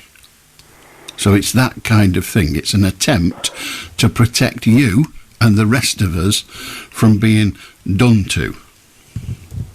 Right. That's why they ask. So I get that, right? Good. So why do I need to take my passport in? Why do I need to do... I'm clearly not stupid. And I can go and withdraw my money if I want to. It's just the front Indeed, for them. so you don't have to be stupid to do something daft. People do something daft all the time. And I've drawn money out in quite substantial amounts occasionally to pay. I once bought a car for cash, would you believe? Drew out about £11,000. Didn't ask me a thing. Really? Hmm. But so it's just their rules, isn't it? It's what they want to do. I mean, it's there. There's a thing there, but it's just like I think it's Big Brother watching over here. Andy, do you? I mean, the evidence seems to be contrary. But do you read newspapers at all? No, I don't buy a newspaper now. I don't need to. I can watch it on the TV, the headlines. Indeed, yes. Then that is why you are ill-informed. But don't worry, you can change it by... Yes, you are. Have a good night. I don't know how you are. You just don't seem to know much about the world. How do, Andrew? Hi, Alan. How are you? Very well, thank you. Yeah. I just want to discuss about footballers' wages. I mean, they're going a bit, crazy at the minute with these billionaires. I mean, it just seems to me like the wages are just increasing as the years go by. I mean, you've got Mbappe that could be looking at £1 billion move, and Messi going over to Miami, and I just want your thought on what you think. It's getting a bit out of hand, isn't it? They're kicking the ball about. Yeah, they might be good at it, but at the end of the day, If somebody said to me, Beswick, we want you to come and talk crap in the dead of night and we'll pay you £10 million a year, I'd say, no, that's too much. Just give me what I'm getting now. No, I wouldn't. I'd say, yes, of course I'll have the 10 million. If someone was stupid enough to pay me 10 million to do this job, I would take it. Oh, yeah, I totally understand that, yeah. So things are worth what people will pay. The football clubs are prepared to pay that money. Why not let them? But when they're paying $400,000 a week, $500,000 a week, is that not... I know. Would you turn it down? When you had, like, Bobby Charlton. Would you turn it down? Well, if I was making that much money, you'd want to give half of it to charity. I mean, if you're making that much each week... Would you? When you've got the... Everybody says that. The average worker making 30, 26, 30 grand a year. Would you not have that guilt? I mean, well, I don't know how these sleep at night, some of them. But I know you've got that many within the Premier League. You have a comfortable bed. And, Andrew, the world is about what someone is prepared to pay. Now, if somebody is prepared to pay a long, thin bloke, because that's what they nearly all are, a long, thin bloke, £400,000 a week to kick a bag of wind about, then don't blame the long, thin bloke. Blame the clown that wants to do it, that wants to pay it. But that's the point I'm getting at, Alan. Now we've got billionaires. Go back 20, 30 years, we didn't have them. No. So do you think it's getting worse? No, I don't think it's getting worse, because that implies there's something wrong.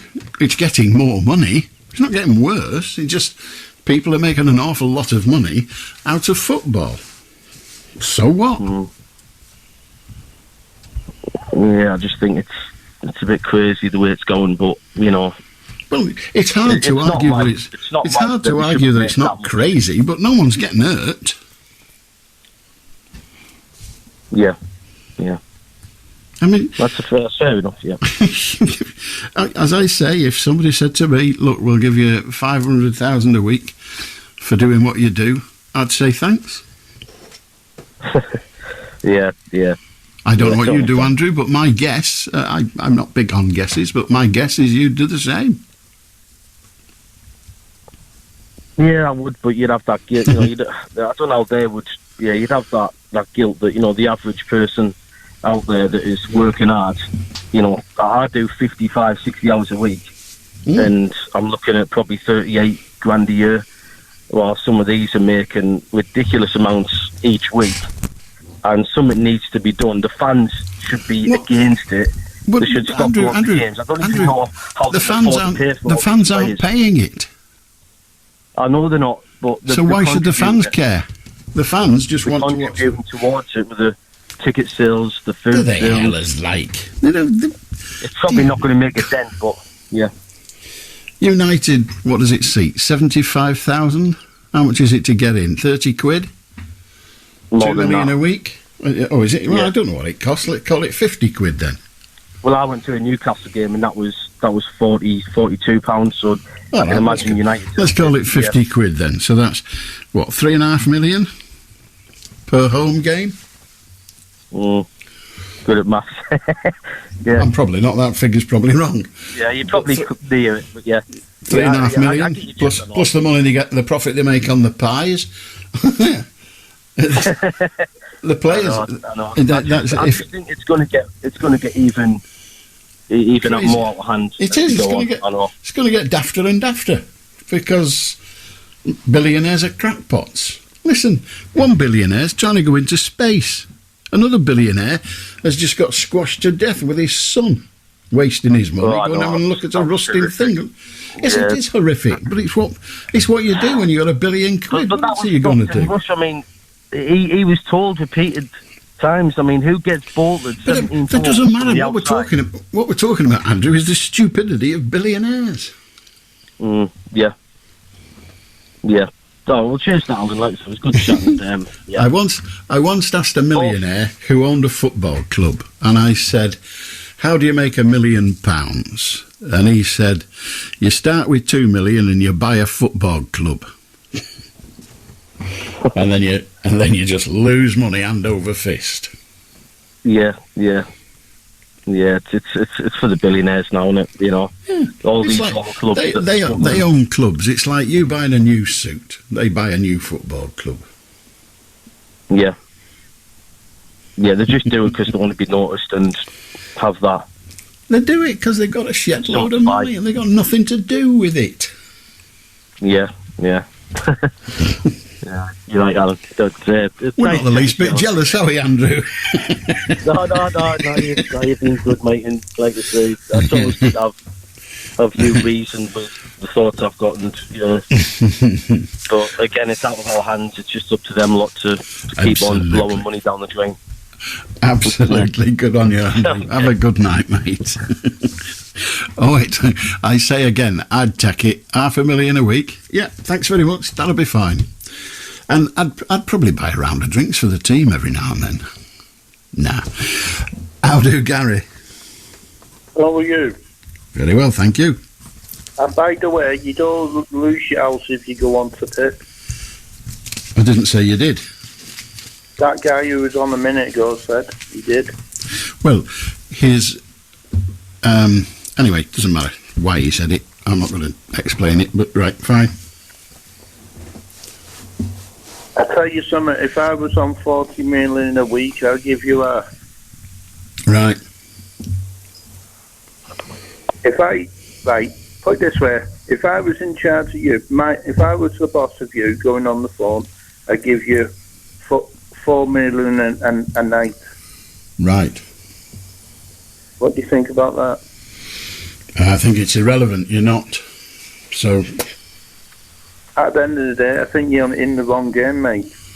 You might be right. It won't be much longer, so that'll be fine. I won't be in the wrong game any longer. Look at this other country pinching all the footballers in England.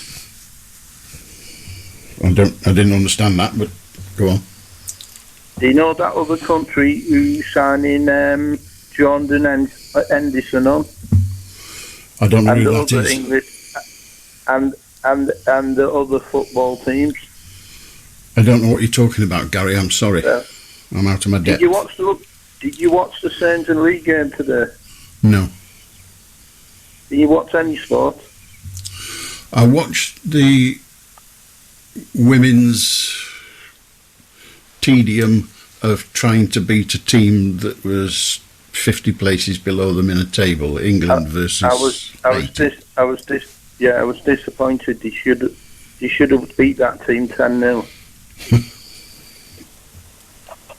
They coming, and by the way, they're coming home with the World Cup to England. Who? Cuba? Haiti? Or no, England. Oh, right. And England Ashes are coming home against Australia, because Australia, depending on the weather, they can't win without the weather. Well, if the Test match is drawn, England can't win the Ashes, can they? I know what you're saying, but they should win. They should win the game. They should win it by being on the field, not depending on the weather. To win the Ashes. They won't really care. The Australians have already won 2, haven't they? I know, but if they have to depend on the weather to win the Ashes, they may as well go back home. They cheat anyway. They tamp with the ball in South Africa. Well, I seem to recall an English captain, a captain of the English Test team, being accused of the same thing. He had a sand in his pocket. I don't need to say it. Was it Mike Atherton? As I said, I don't need to say. Why? Well, I don't need to. If you're coming out with a comment and you know somebody from England did it, why not come out with the name? Whoever's done it. Gary, I don't have to explain myself to you, and I'm not about to try. I know what you're saying, but the fella's not listening. He's not going to come on the phone and batter you, is he? I very much suspect whoever it would be that they wouldn't come on the phone and batter me, because you can't batter somebody on the phone, really. You can batter somebody with a phone. I wouldn't let them batter you anyway. Batter them if you. Well, that's kind of you to be my bouncer, but you're not needed. Do you think there's money in the world or not? According to the government, there isn't. I didn't understand the question. Could you ask it again, please? What I'm saying, the government said they got no money in the world, but they have. If there wasn't money in the world, they wouldn't be giving these footballers that money. The government aren't giving footballers that money.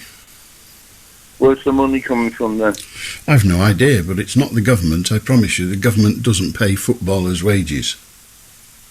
It's them idiot football fans who are going into the game. If they wasn't going, they wouldn't be getting that much money. Right. They should play for the love of the game. Well, they should indeed, and I should do this for the love of the game, but I'll stop doing it when the money stops. When will that be? I've no idea. You not been watching the Open? The what? The golf and Liverpool. Oh, good God, no. Why? Because it's bloody boring. It's one way to send you to sleep. Well, I don't have any difficulty sleeping. Do you know you're working twice on Sunday? Yes. Because you work past midnight Sunday, then you work again tonight. Tomorrow when it comes. Did you know that? Tomorrow never comes. It does. No, it doesn't. Because tomorrow's Sunday. No, tomorrow's Sunday now, but on Sunday, tomorrow will be Monday. Tomorrow never comes. It's always the next day. It's not Sunday yet. No, indeed it's not. So tomorrow is Sunday, but quite soon. What time is it now, Alan? It is 23:48 exactly. So it's not Sunday yet? Correct. When's Sunday? When is Sunday? It's every week after Saturday. How many minutes till Sunday, I meant? That depends what time it is. You just said 11:58. No, I didn't. You're wrong anyway. It's 11:49. Which is what I said. You better get your clock. Which is what I said. Put right by putting back to then. Which is what I said. You said 11:58. Yeah, fine. Idiot. Okay. Yeah, that's true. Good night, Gary. Gary, if ever you get a brain, do let us know. I'll warn the world. How do Elliot? How do Alan? All right. I'm very well, thank you. I wanted to call up tonight about town planning, maybe with an emphasis in the end to the conversation on lighting. I've always wondered whether the government have a sliding scale for what they allow public consultations on.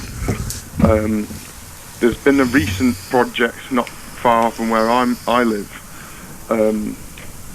that we've had consultation notices from the local authority come through the door to invite people to the town hall to discuss this particular planning project and voice their opinions on it. And obviously that's quite common practice with big projects, even private or public sector. But to what extent do they do that for everything? Because it seems that you can't really be the judge of what does or doesn't affect people. I think the thing that spurred it on for me recently was I've noticed a huge growth of LED lighting in places where there didn't used to be any lighting at all, of which there was no public consultation for. And things like 5G phone towers, again, where the consultation, if any, goes through a private route as opposed to via the DirectGov website. As of today, on the DirectGov website, under the duties of local authority regarding planning, it seems that they are not obligated to listen to any of the public consultations on anything if they don't want to. So that begs the question, what the point of them is. Well, consultation doesn't mean tell me what to do. Consultation means I will explain myself to you and you will be fully aware of my position, and if I wish to continue to do what I plan on doing, then you have various processes, normally, by which you can object. And if you do object, that can go up the ladder and eventually it could end up in court, or indeed end up on the Environment Secretary's desk so that he or she can decide. Right. So, but how far sort of, in the minutiae, for want of a better word, do you have to go to before there is no such thing as a public consultation, or rather any public notification of planning? Well, does it just revolve around the bigger things? It depends. No, it depends on the size of the project. If your neighbour wishes to build something in their garden that requires planning permission, it is up to the council, and not just their, if you like, random decision, but it's up to the council to decide whether that is something that you need to be notified about. And often you'll see things notices pinned to lampposts and the thing. Yes. And the like, saying planning permission has been applied to change this or change that. Yeah. And you are then entitled as an interested party to first of all establish that you're an interested party and then voice your objection. And the local authority may well then reconsider the decision, but given the or fact indeed that take they're that not into under consideration. any obligation, why would they? Well, I think there are certain obligations upon local authorities for certain projects. You mentioned phone masts. When mobile phones first came in, Margaret Thatcher, I think, was the Prime Minister at the time, and wanted the mobile phone system rolled out rapidly, so created legislation where the mobile phone people didn't have to get planning permission for masts. Right. So they but now they're going in the backs of people's gardens and all sorts now, aren't they? Or very close to schools and things. And well, all sorts of things. Going Yes, at such a rate that there's no time. Well, that was the decision by the government, and once the government has said that, until the government changes it, it remains the case. Now, I don't know whether that is still the case. I'm just giving an example where the local authorities have no say in the matter. And ultimately, with major projects, the local authority don't have the final say in the matter. So if, for example, somebody who would wanted that be, then? Who would the final say come down to then if it's not? The final say would come down to the Secretary of State.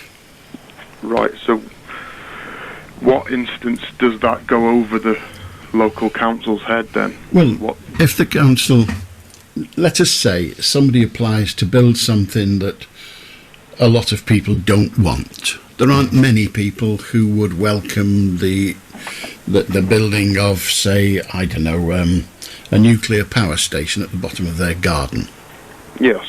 So the local authority would say there's been an application to build a nuclear power station, and they will notify all the people in the vicinity, and everyone in the vicinity thinks, bugger that for a game of soldiers, and so they submit their objections.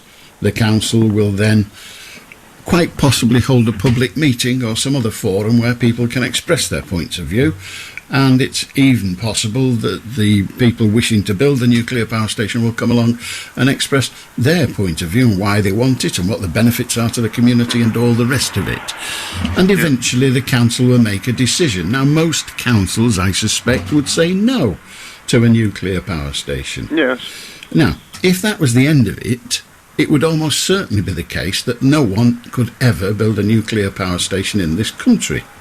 Correct. If the government, who are the most powerful body in the country, if the government thinks, well, we need nuclear power, so they've got to go somewhere, so then the government will be involved, the Secretary of State will be involved in whether that decision is correct or not. And sometimes, and there's been evidence of it just recently in Lancashire, sometimes, not with a nuclear power station, but something that a lot of people don't want, sometimes the government will say, well, you're having it, so get over it. So it's that grey area that confuses me. I mean, let's take HS2, for example. That's ploughing through nearly every single county up the west side of England. Yes, and it's and taking the government, villages out left, right and centre. Yeah, and the government believes that it's absolutely essential. I mean, I'm not saying they're right or wrong in this, but the government believes it's absolutely essential for the future financial status of the country. And so they think it overrides the fact that it upsets some people and so is there steals something their... in paper? Is there something in paper then that actually says that this is the tipping point? This is the fulcrum, if you like, where local it's a value authority judgment. gets overruled. It's a value judgment. There's an expression. I think the expression is that the minister can call it in. In other words, the minister would say, "I'm going to make this decision," and call it into his or her desk. Right. Sometimes it'll end up there by people appealing it, and even after the minister. It's a thing to know that the things that matter most are least out of your control. Well, you know, the things that people would be most emotionally stirred about are... The trouble is that if we allowed everybody to object, there would be no hospitals. Mm. The last house I lived in had a field at the side of it. If the government had come along and said, we're going to build a hospital on that field, I would probably have objected. Because I don't want ambulances hurtling at the bottom of my back garden. I don't want a cart park that's illuminated 24 hours a day. Yeah, I don't want the constant hum of industry going on, even the industry of getting people better. And I'd say, give it to somebody else. Yeah, I agree. I suppose what I'm saying is just it would be nice to have a weighted system whereby a comment or, you know, your opinion being lodged at the point of... But there is a system whereby you can... And it wouldn't just be like, oh, we may or may not look at it. It'd be like that comment as a point system where, you know, it could be somehow quantified. It kind of is a point system. If they said we're going to build a hospital and nobody objected, it'd get built. Well, the government costs the caft up. But if 200,000 people say we don't want it here, then the government eventually will think, hang on a minute, what does this look like politically? Yeah, I see what you mean, yeah. Got to look at it from the broader perspective, I suppose. Right, that's all it was, Alan. Anyway, Right, good on you. Yeah, nice Have to a talk good to you. night, Elliot. 0800 218 2255. We're going to talk to Lauren, to Jill, to Danny, and to you. If you join us, you're more than welcome so to do. 0800 218 2255 is the brilliant 255. If you want to join us, you are more than welcome to do so on that number. We're here till 1, and right now it's just after midnight. So, for the benefit of the chap that was on earlier, it is now Sunday. How do, Lauren? How do you? Okay. I'm very well, thank you. Well, I just wanted to say, well, before I start, thanks. I've been listening for probably about 12 months now, and it's a shame if obviously you end up losing the show on one thing or another, but it is what it is, isn't it, I suppose? Right, so. But yeah, you provided a lot of entertainment for us on the long drives back, so thank you for that. It's all right. I get paid, which is all the thanks I need. Well, that's a bonus, yeah, isn't it? Yeah. No, that's not a bonus. That's the only reason I do it. Yeah, exactly, yeah. I just wanted to speak about the caller before the last one. He was talking about the players' wages. Yeah. I've worked for a couple of football clubs myself, in the, well, I suppose you'd say the back of house, I suppose. People tend to always say, oh, they just kick a bag of air about or whatever, but obviously I'm not a footballer myself. The way you've got to look at it sometimes, I suppose, is like, if you get injured as a footballer, it's career ending, some of the injuries anyway. It's probably more common for them than it is for most jobs, I'd say. It totally takes over their lives. I mean, everything from a mental point of view, I mean, everything you do will be criticised, won't it? I mean, I suppose just like yourself, things you might say might land you in a load of trouble in the same way as it would a footballer.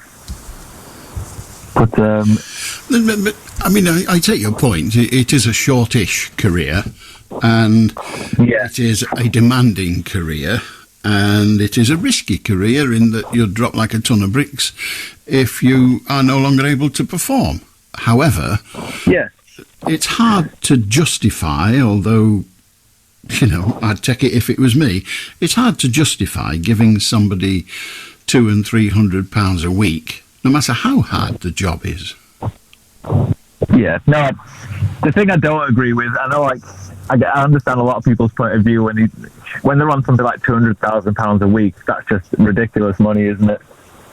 But I think an amount of money, you know, like, that would justify the short career and how it takes over the lifestyle, you know, would make sense.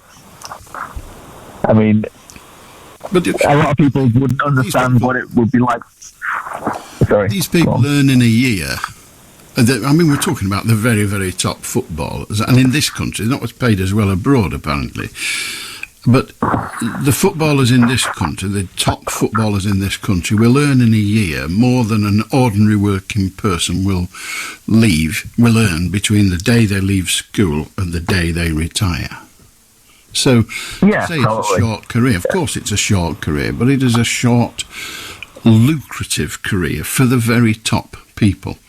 It's not long before you don't have to get far out the Premiership before you're still earning well. You know, you see 18-year-old apprentice footballers driving bloody big cars, but it's not phenomenal money, but the stupid money's in the Premiership, and that's because the Premiership is a stupid organisation, really. Oh yeah, I'm with you on that one. I'm totally with you. I'm not a fan of the Premiership, to be quite honest, but the lower leagues, I'd say, were a lot more fun, 100%. But yeah, the higher up the ladder you go, the worse it seems to get for me. Yeah, well, I mean, we are told that is the Premier standard, and maybe it is. I don't know. I mean, I'm more of a rugby fan, and occasionally I go to the games, and not anymore. I used to go a lot, but I would far sooner watch schoolboys sometimes than watch the professionals. Me and my dad used to walk a couple of miles from our house to a good amateur club rather than go to watch the professionals. Yeah. I've listened to you talk about. See, I was never a fan of rugby. To be honest, I'm not a fan of football, to be quite honest. But I used to listen to you talk about rugby, and the way you said about how the refs operate. Yeah. And I just don't understand why they couldn't have a system like that with football, because it sounds like a much better, more respectful system. But I mean, people like drama, I suppose, don't they? So they're never going to change that one, are they? No, they're not going to change it, because the people in charge of the Premiership and the rules sort of emanate down from there, don't they? They want all that, and that's fair enough. It's just a game when all's said and done. Yeah. I used to work with some of the refs and that, and I know a lot of people said I shouldn't do anything for them, don't help them out, don't do nothing for them. You kind of like, well, they are people at the end of the day, regardless of which side of the fence you're on. They are a human being. Let's not go over the top here. In my life, I've been told to do all sorts, but when you kind of like, I've got a wage I need. Good on you, Lauren. Good to talk to you. 0800 218 2255. How do Jill? Hi, Alan. Okay, I'm a bit nervous ringing up. Okay. All right. Yeah, I don't know if you're interested, but I just want to talk about loneliness and like depression and like mental illness. I don't know if it's a subject to yours, what you discuss, but I know you help a lot of people and you're a very valued member of the radio, right? There's one particular person that you make every night, like when you're on the radio, very special for, because it's my mum and she listens to you all the time. And I tell you what, like people on their own, you make their life complete, and it's like something they look forward to every night when they go to bed, to listen to you. And you do fulfill a lot of people's lives with that, and I really appreciate that. Well, it's a team. There's a team of us tonight. The team is Talent, Ollie, Lucy, Jack. So the whole team. No, it's the BBC as well. Say again. Jean, she's called, and she listens to you all the time. And I tell you what, like, she just so admires you and listens to you all the time. And people like with mental illness, it's not nice being alone, is it, and lonely? I suspect it's not. I can't speak from personal experience, but loneliness is a very, very serious thing to have to encounter. Being alone and loneliness are not the same. So loneliness is loneliness, like when you don't see anyone from day to day, and like you do have family members, but they don't always call and see you, and like you do help a lot of people without you realising it, Alan. Right, well that's kind of you. Thank you, Jill. Do have a good night. Thank you. How do Danny? Hello. Hey. How you doing? All right, Dan. Yeah, great music again, Van Morrison, brilliant. Yeah, anyway. Serious subject about the care homes system. My daughter was working last night, 12-hour shift, and obviously we don't mention names, but it sounded absolutely not just a Casey, but horrendous there, this particular place. And she works for an agency, you see, Alan, and she said she'll never go there again, this particular place. And I won't go into detail about it, because there's no need to.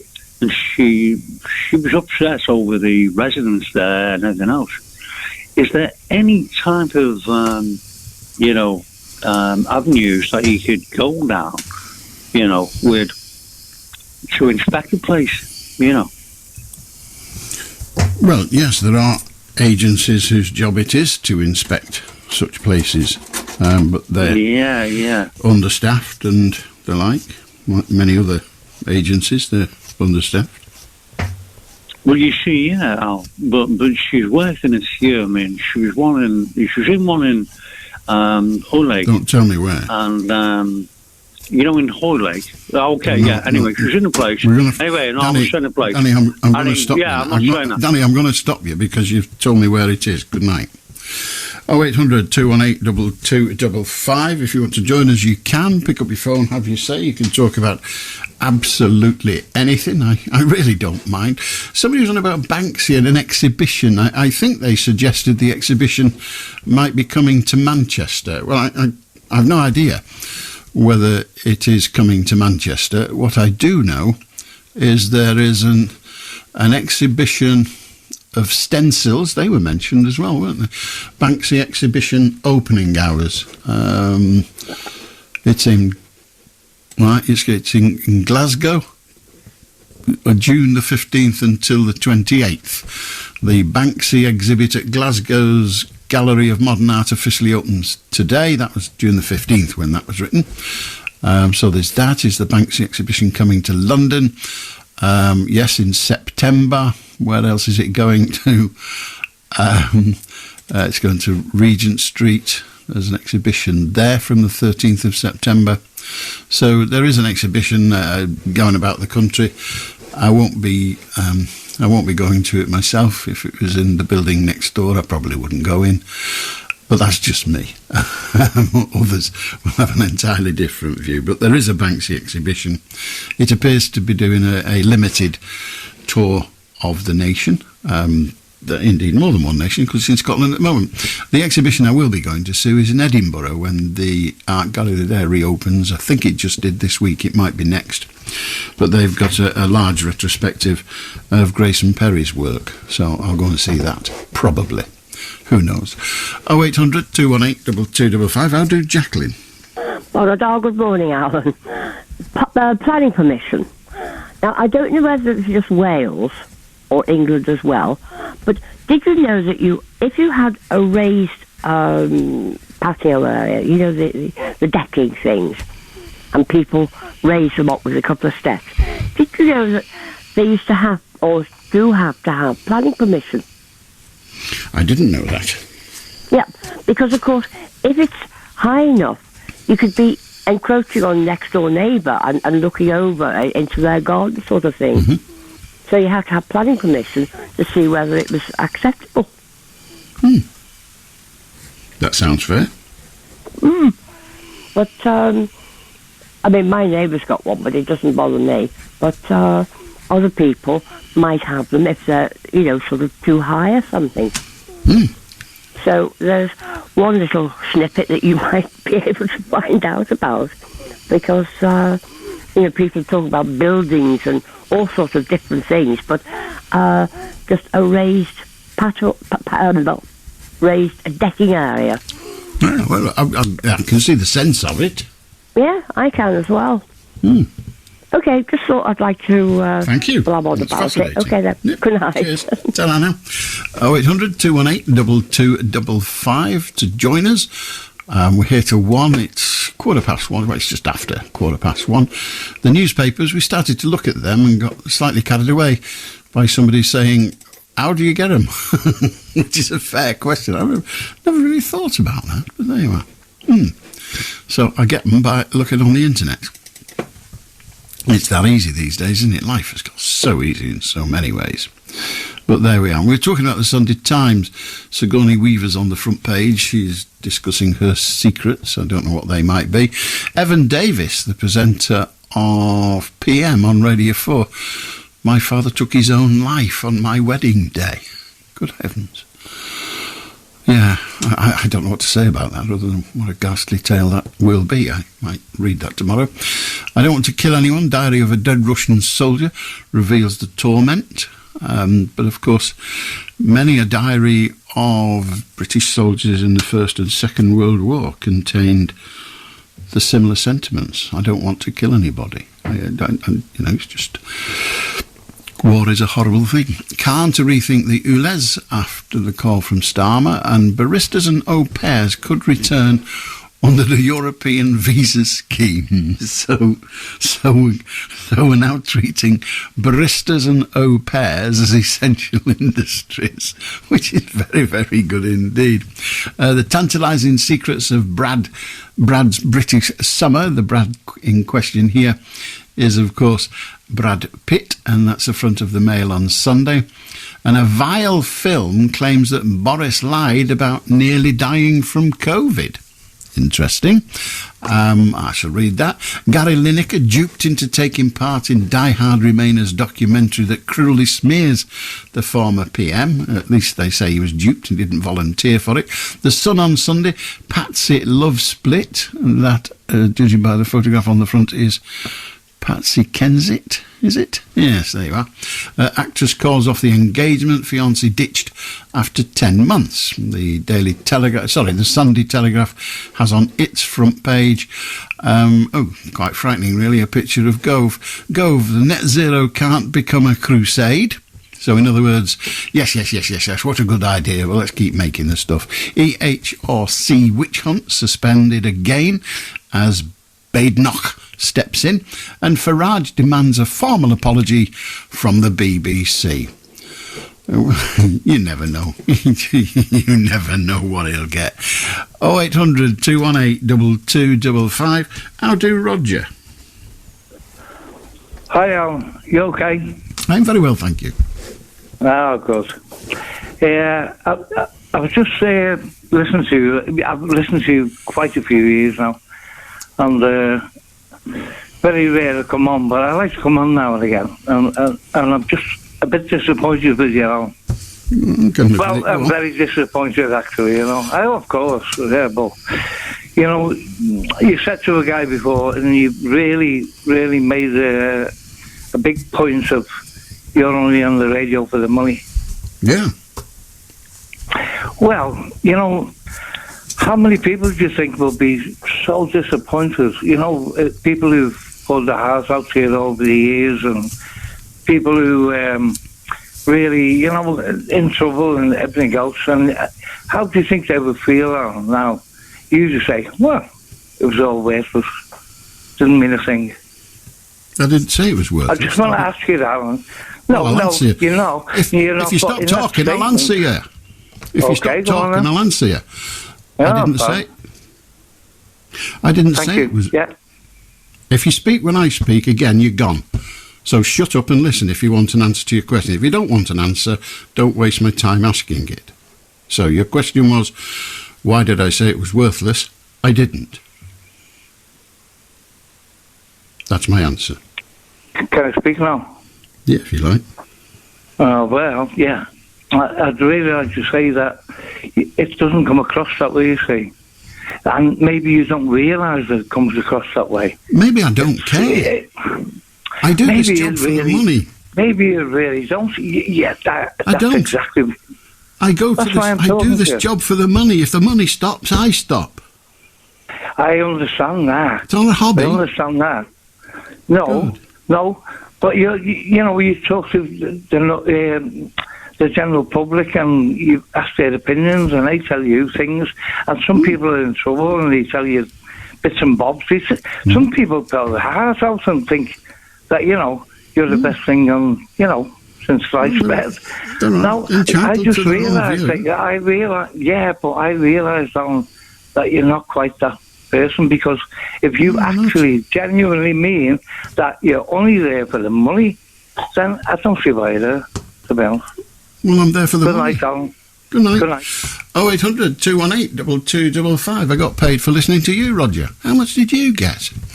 If you want to join us, you can. Pick up your phone and have your say. 0800 218 2255. Don't get mixed up with all this smarmy-barmy stuff. I do this for money. No other reason. When the money stops, I stop. I like doing this. I like people coming on and we can try and help them.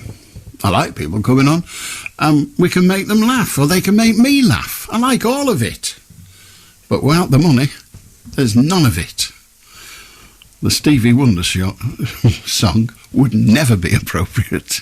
They've been on strike, and that's because they weren't getting enough money. So, yes, they save people's lives and they make people's lives better, but they do it for the money. Consultants, who some of them are on knocking on 130,000, 140,000 a year, are on strike at the moment. Why? For more money. Because, guess what? They do it for the money. The guy driving your bus, they've been on strike. Why? For more money.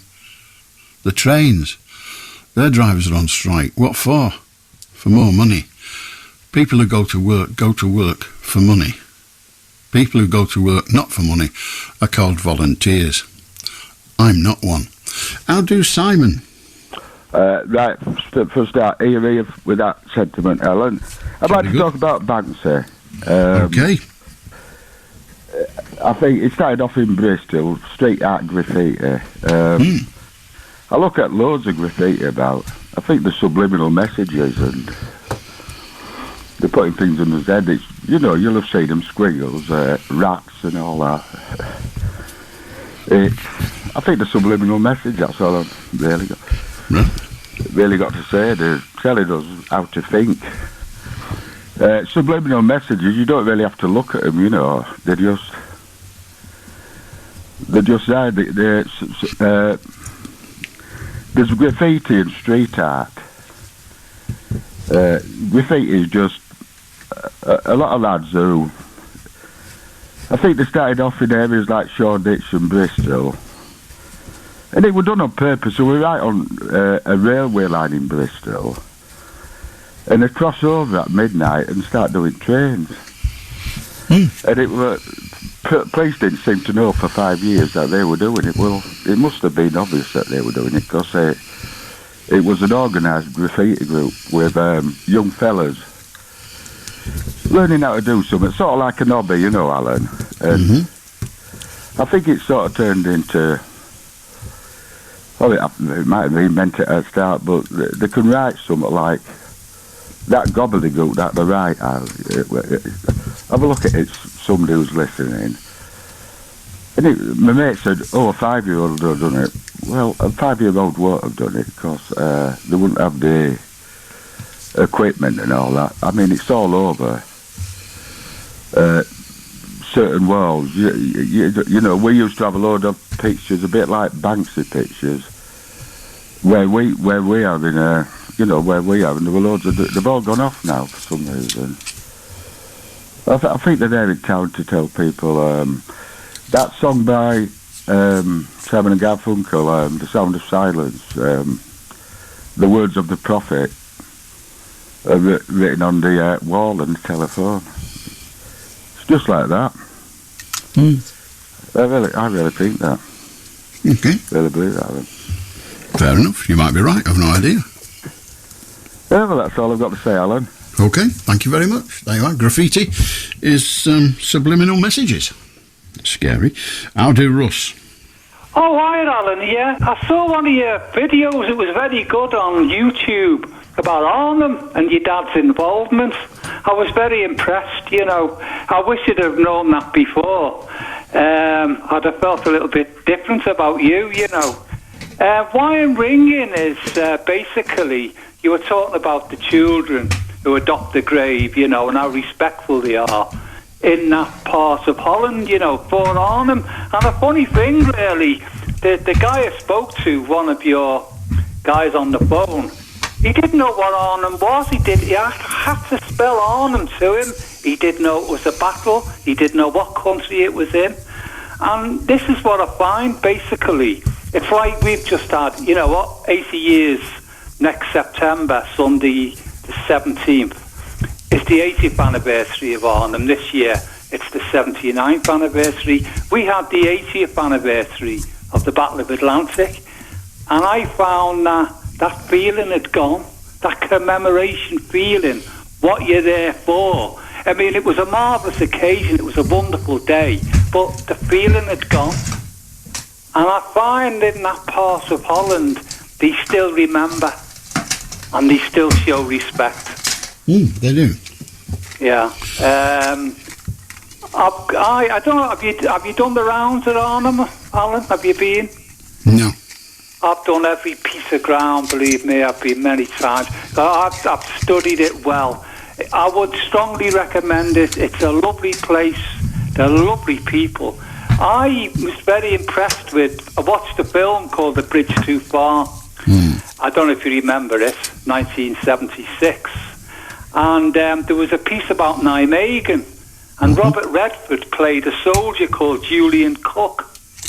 And basically, it's true, the 82nd Airborne, they'd landed by parachute, and he gave them these little boats and said, right, you've got to cross the river and capture one end of the bridge. And he said, God, this is a nightmare, 88 zeroed in on the Whale, River Whale.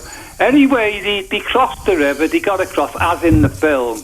I know the real Julian Cook wasn't impressed with Robert Redford, the way he was portrayed, but it was one of the most heroic incidents of the Second World War. They got across. Unfortunately, nearly 50 of their comrades died in the river. Many were wounded. Anyway, they got across. Now, I always wanted to do a pilgrimage and see this battlefield. So anyway, I'm going back about 12 years ago. I went to Nijmegen, I crossed the road bridge, about a 2-mile walk, got outside of Arnhem, opposite the old power station, past the Fort Van Holland, up Van Holland, come across a delightful old couple sitting by this granite monument with all the names of the paratroopers who died at this spot. So anyway, I laid a poppy cross. I was so glad I had to walk down to the river for reflection, seeing where this most heroic deed had happened, And anyway, it was going through things. I think it was YouTube again, and it came up. Couldn't believe what I was seeing. They built this huge bridge right across the spot where I was. It was like Scotland. It was so quiet these years back. And so you've got the Arnhem Bridge. They built one next to it called the Nelson Mandela Bridge. Excuse me. And they built this other bridge, and the whole place is it's like Spaghetti Junction with a bridge across a river. You wouldn't believe. Anyway, they've done one marvellous thing, being Dutch people of respect and remembrance. Every morning, a soldier puts his kit on, and he walks across that bridge, and 49 lights as he walks past come on in remembrance of the Americans who died at that river. And I think that's a wonderful gesture. Every morning, every day, every year, he walks, same time of the morning, he walks across that bridge and the lights come on. But I feel like I'm talking to myself, Alan. Well, I'm just listening. You don't help yourself. No wonder people have a go at you. I feel like I'm talking to the wall. Well, what's the matter with you? I'm just listening. Nice to you. Well, I'm just listening to what you're saying. Yeah, well, a little bit of feedback would help. But anyway, I'll go on. So, like I say, very respectful. One of my heroes was a lady called Kate de Horst. You probably heard of her. And she was played by Liv Ullmann in the film Bridge Too Far. And she had she lived in the rectory next to the church in Oosterby. That's where we got the 2,000 paratroopers back across the river. Anyway, when the war ended, they found 70 graves in a garden. She was tending the wounded in a cellar. They called her the Angel of Arnhem. A story goes about her where a German tank drove into her drive, and she ran out and she banged on the tank. A German popped his head out and she said, "Hospital, get out," and they backed out. But anyway, she was a wonderful person, Kate de Horst. All the veterans know her. Your dad will have known of her from what I heard in the video. Anyway, she went back to the house after the war. Her children are at the end of the film, The Bridge Too Far. Her children are the 3 children who run when they have to leave Arnhem with the mayor, Laurence Olivier. The 3 children run behind them. Well, one of the children, he was very young. He stood on a mine and got killed. Anyway, many years went past, and the veterans were going back, and they always went to see her. They still go to the house. Their daughter is the model of her. Everyone goes back to the rectories as for remembrance. Not everyone gets in. And anyway, it was the 90. What was it? It was the 50th anniversary of Arnhem, and she was 95, and she come out of her house in the village, and she was walking up the road, and an off-duty policeman knocked her down, killed her stone dead. The man said to me in Hartenstein, he said, you could have heard a pin drop in the village when she was killed. But they'd done some awful things, the Germans. I know they were good in some respects, but they had a hospital called the Elizabeth Hospital. And it's apartments now, like everything else, you know. And we had something like 200 trained medical paratroopers. So they all went to the Elizabeth Hospital, and they were tending wounded both sides. And James came along and said, "What are you doing?" He said, "Well, oh no, you're paratroopers. We can't have you in here. You're dangerous to us." And all them medical personnel were shipped out. And I had a walk to the landing grounds. Like I say, I know every piece of the ground, you know. And like in the film, there's a lunatic asylum in Wolfheath, 7 miles outside Arnhem, where the gliders landed. And it's today, I believe it. You probably have heard of it being in that profession. But it's one of the most up-to-date mental health facilities in Europe, or it was. And it's all true. It did get bombed, and they did come out, and they were waving at the soldiers, the patients, you know. But it's the most wonderful, although progress is starting to, like the bridge at Nijmegen, progress is starting to take over. When them American paratroopers got across the Whale to get the other end of the Nijmegen bridge, they thought it was going to blow up any minute. Hardy Kruger is in a bunker. That's there as well. That was true. He blew the bridge. It didn't go up. And this guy called Boris, he was with them. He written a book, and he said that the tanks got over, and he banged on a tank. And who got out the tank was, what was his name? Lord. He was a lord, he was. Oh, God.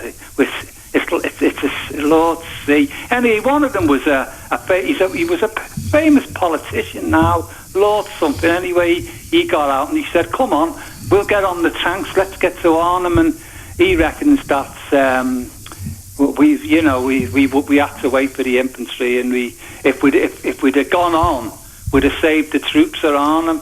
That's hearsay, but that's the way it is. But like I say, it's a most interesting place to visit. But I was surprised even at your research. You didn't know where Arnhem was. Well, not everybody has the war in their mind. No, yeah, but I mean that is like you said in your piece. Or what's that? You know, you were saying this about the respect the Dutch have. Everyone should know Arnhem. It's like the Alamo, isn't it? It's like Rorke Strip. It's like Waterloo. These things you remember, and it's. I'm a little bit disappointed in people somehow. You know, it was a horrendous thing. I mean, I got told stories where the people, when we left, because the Dutch helped us, the Germans chased everyone out of Arnhem, and all the doors were. Sorry. Wait, you said when we left. The British. Okay. The British. I don't mean the men on the moon. I'm saying us, the British. When we left Arnhem, they took all the doors off the houses to line the trenches. They thought we were coming back, you know. And a woman said to me, who used to be chair, she said, because she was a child, and she said it was the worst winter, September, and we were chased. Everyone was chased out of Arnhem because, like I say, the Germans thought the British were coming back, and she said it was absolutely horrendous. And even the soldiers at the end of the war said that, you know, we couldn't believe we were so welcome because we'd basically lost the battle, really. We'd got We got it wrong. We destroyed the town, and they couldn't believe how welcoming and like I say, the children adopted. Should I tell you what my dad said when he used the expression "when we left"? He was talking about the people that were there, and he said, "When we left, we were just running away." Well, yeah, that's true. You know what happened, don't you, Alan? There was a hill called Wester Bowing, and it was outside. It was where we escaped across on Oosterby, and it's a restaurant now. I think it was a restaurant then. There was a hill called Wester Bowing, and there was glider troops up there, borderers. They were looking for a borderer a couple of years ago. They dug up a German sailor. Because the Germans, they weren't all elite troops. They were sent, sailors were coming from Antwerp, go to the guns, you know. Anyway, they needed this high ground, Wester Bowing, so they could get a bridge across, a Bailey Bridge, or boats across. Anyway, the Dorsets had a battalion of 30 Corps. They tried to get across. It just didn't work, you know. And a couple of days before our retreat, the Germans took the Wester Bowing, so they had, funny enough, you think Holland being flat, but this high ground was vital, so that's why they got us out during the night. I know Urquhart said that he forced with Gallipoli, that they got everyone out of Gallipoli. There wasn't one death when we pulled off Gallipoli in 1915, First World War, and they got most of the troops out across the river. But it was a dreadful.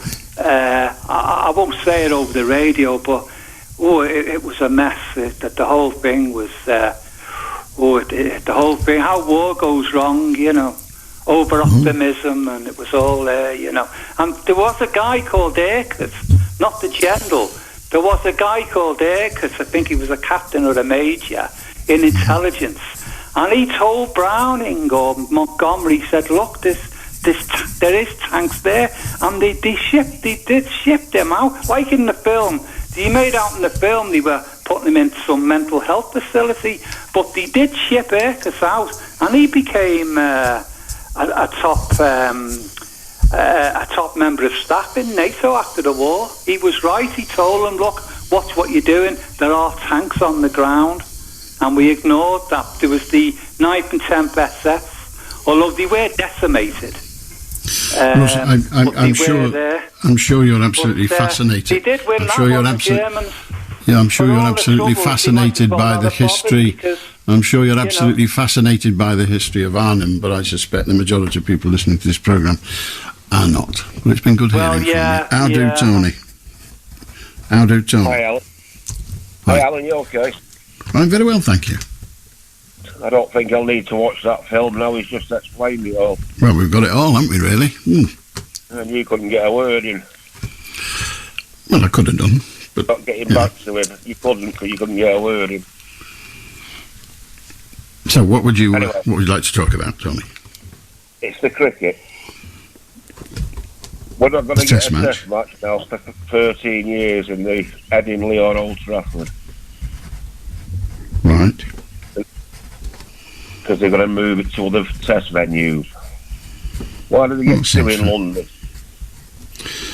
I understand. Lord, fair enough. Why does the Oval have to go? Presumably because that pays the bills. Well, Old Trafford pays the bills, so does Headingley. Yeah, but they won't make as much as they make at the Oval and at Lord's, would they? Why not? Shares just pay the same price to go in. I have no idea. But I have no idea then. Perhaps they just got a southern bias. Who knows?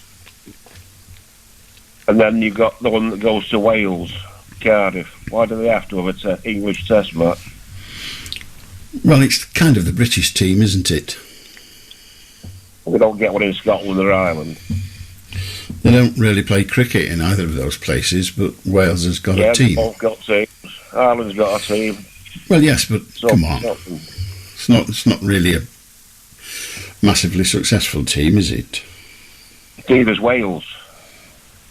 They've got a Glamorgan ground, which is part of the, bizarrely, English setup, isn't it? It's in the county, is it? County's Championship, Glamorgan, yeah. Yeah, so it's part of the English setup, or as I would have it, the British setup.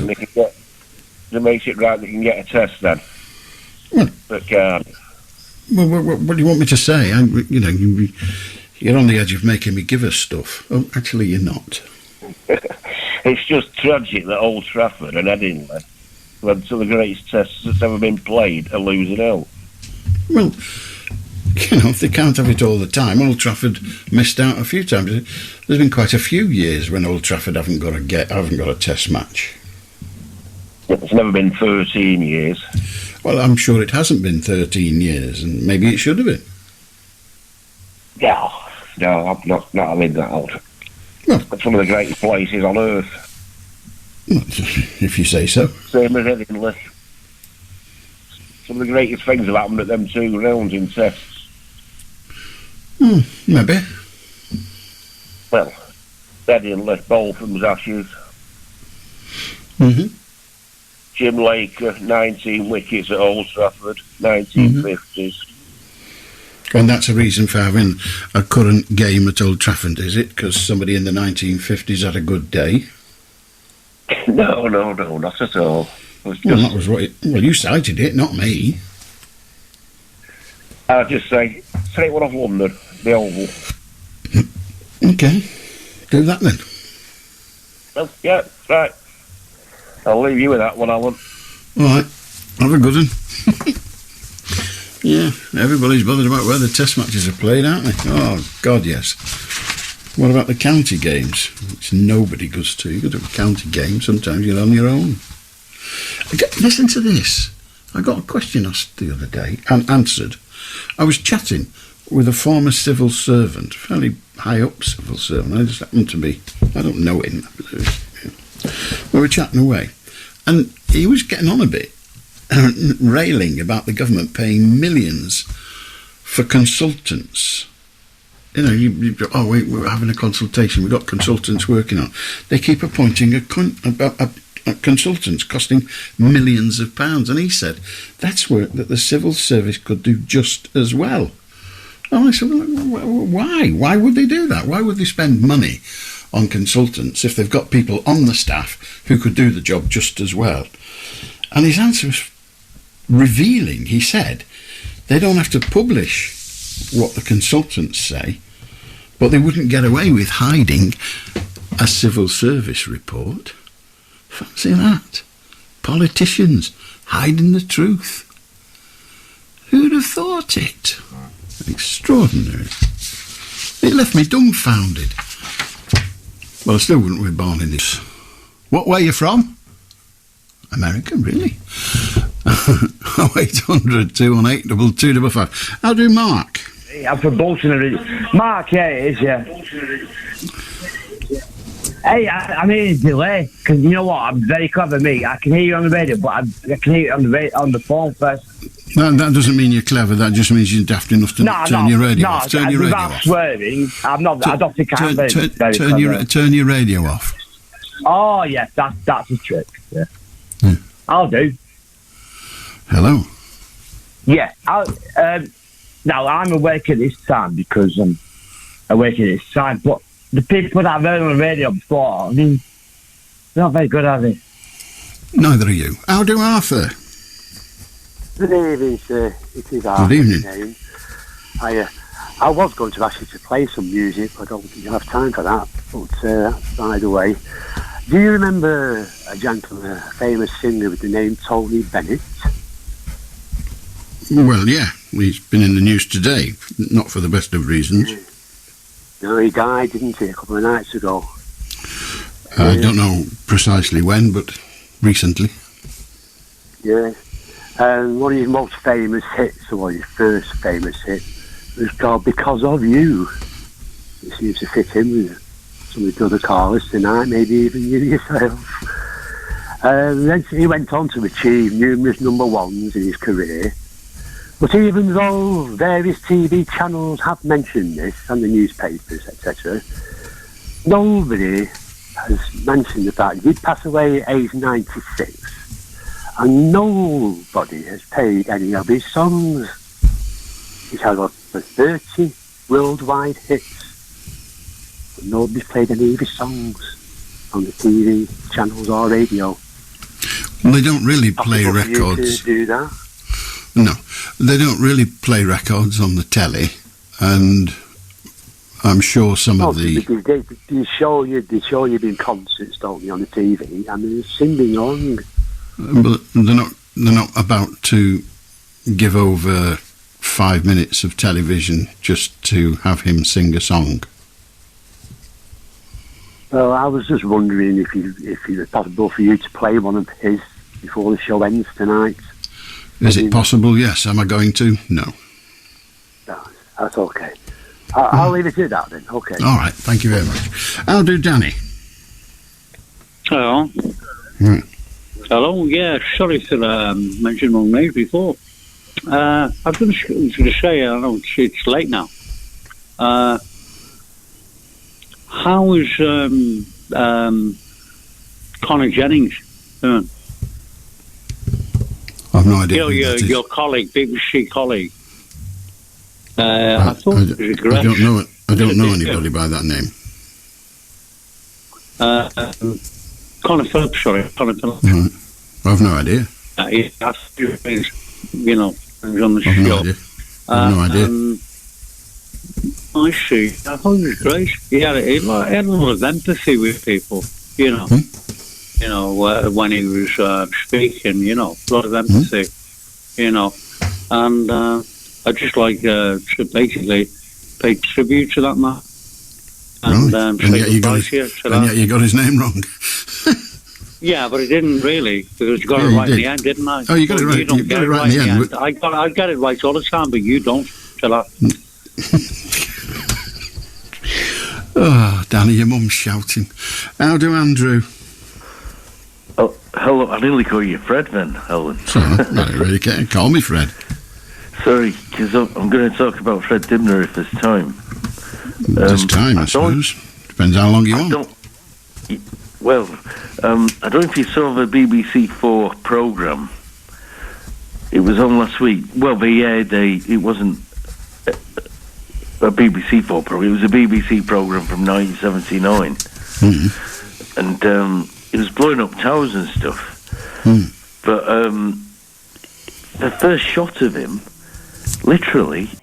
With the BBC News at 1 o'clock, this is Andrew McNair. Firefighters on the Greek island of Rhodes say more wildfires could break out over the coming days as temperatures are set to rise further. Thousands of people have been moved from homes and hotels as the region remains in the grip of its longest heatwave for 36 years. Forecasters are predicting the heatwave could last for 17 days. Simon Wheatley is in Rhodes with his pregnant partner and young son. They were evacuated from their hotel after days of seeing the smoke move closer. There was a little bit of panic, yeah, because it's quite a family hotel. So I think there were just a lot of mums and dads that were just a bit scared about the kids inhaling the bad smoke. That was the real panic. People were frustrated because they'd been told all morning everything's fine. And people were obviously anxious on, well, where do we go? There have been demonstrations outside the Israeli parliament and across the country in a last-ditch attempt to halt the government's planned overhaul of the judiciary. Officials are due to debate the proposals today. Opponents say the changes would be a threat to democracy. The Israeli Prime Minister Benjamin Netanyahu has said he's been fitted with a pacemaker, but he expects to be released from hospital in time to vote on his judicial changes. A new study has suggested that an increase in the number of childminders leaving the profession could lead to a shortage of available childcare. A fifth of carers have quit in the last 3 years, mainly because of low pay, and the number of childcare places has fallen by 2% this year. Nikki Griffiths from the World Childminding Association says she's worried about her future in the sector. It becomes overwhelming, so more may leave because then thinking, oh, this funding is just not going to be compatible or viable for me financially anymore. So if it's not addressed, they will leave, because even myself will question next year, is it going to be financially viable for me to continue? Trade unions and charities are warning that the absence of a devolved government in Northern Ireland is damaging people's lives. There's been no fully functioning Stormont executive for almost 18 months in protest against Brexit trading arrangements, and talks with the British government have failed to produce a breakthrough. England got off to a winning start at the Women's Football World Cup, beating Haiti 1-0. There had been expectations that the score in Brisbane would be higher for the Lionesses, but Faye White, who's a former captain of England, said there were just a few teething problems. Oh, I was very impressed with Haiti, really. Very physical, strong, technically good on the counter-attack as well. And also, I think, obviously, England just obviously a bit rusty. The fact that they've just finished the season, had breaks and hadn't really had a lot of competitive football. And it's the final day of the Open Golf Championship at Royal Liverpool. And we'll start with the American Brian Harman in a good position to claim his first major. He leads by 5 shots with fellow American Cameron Young and Spain's John Ram, his closest challengers. BBC News, it's 3 minutes past 1.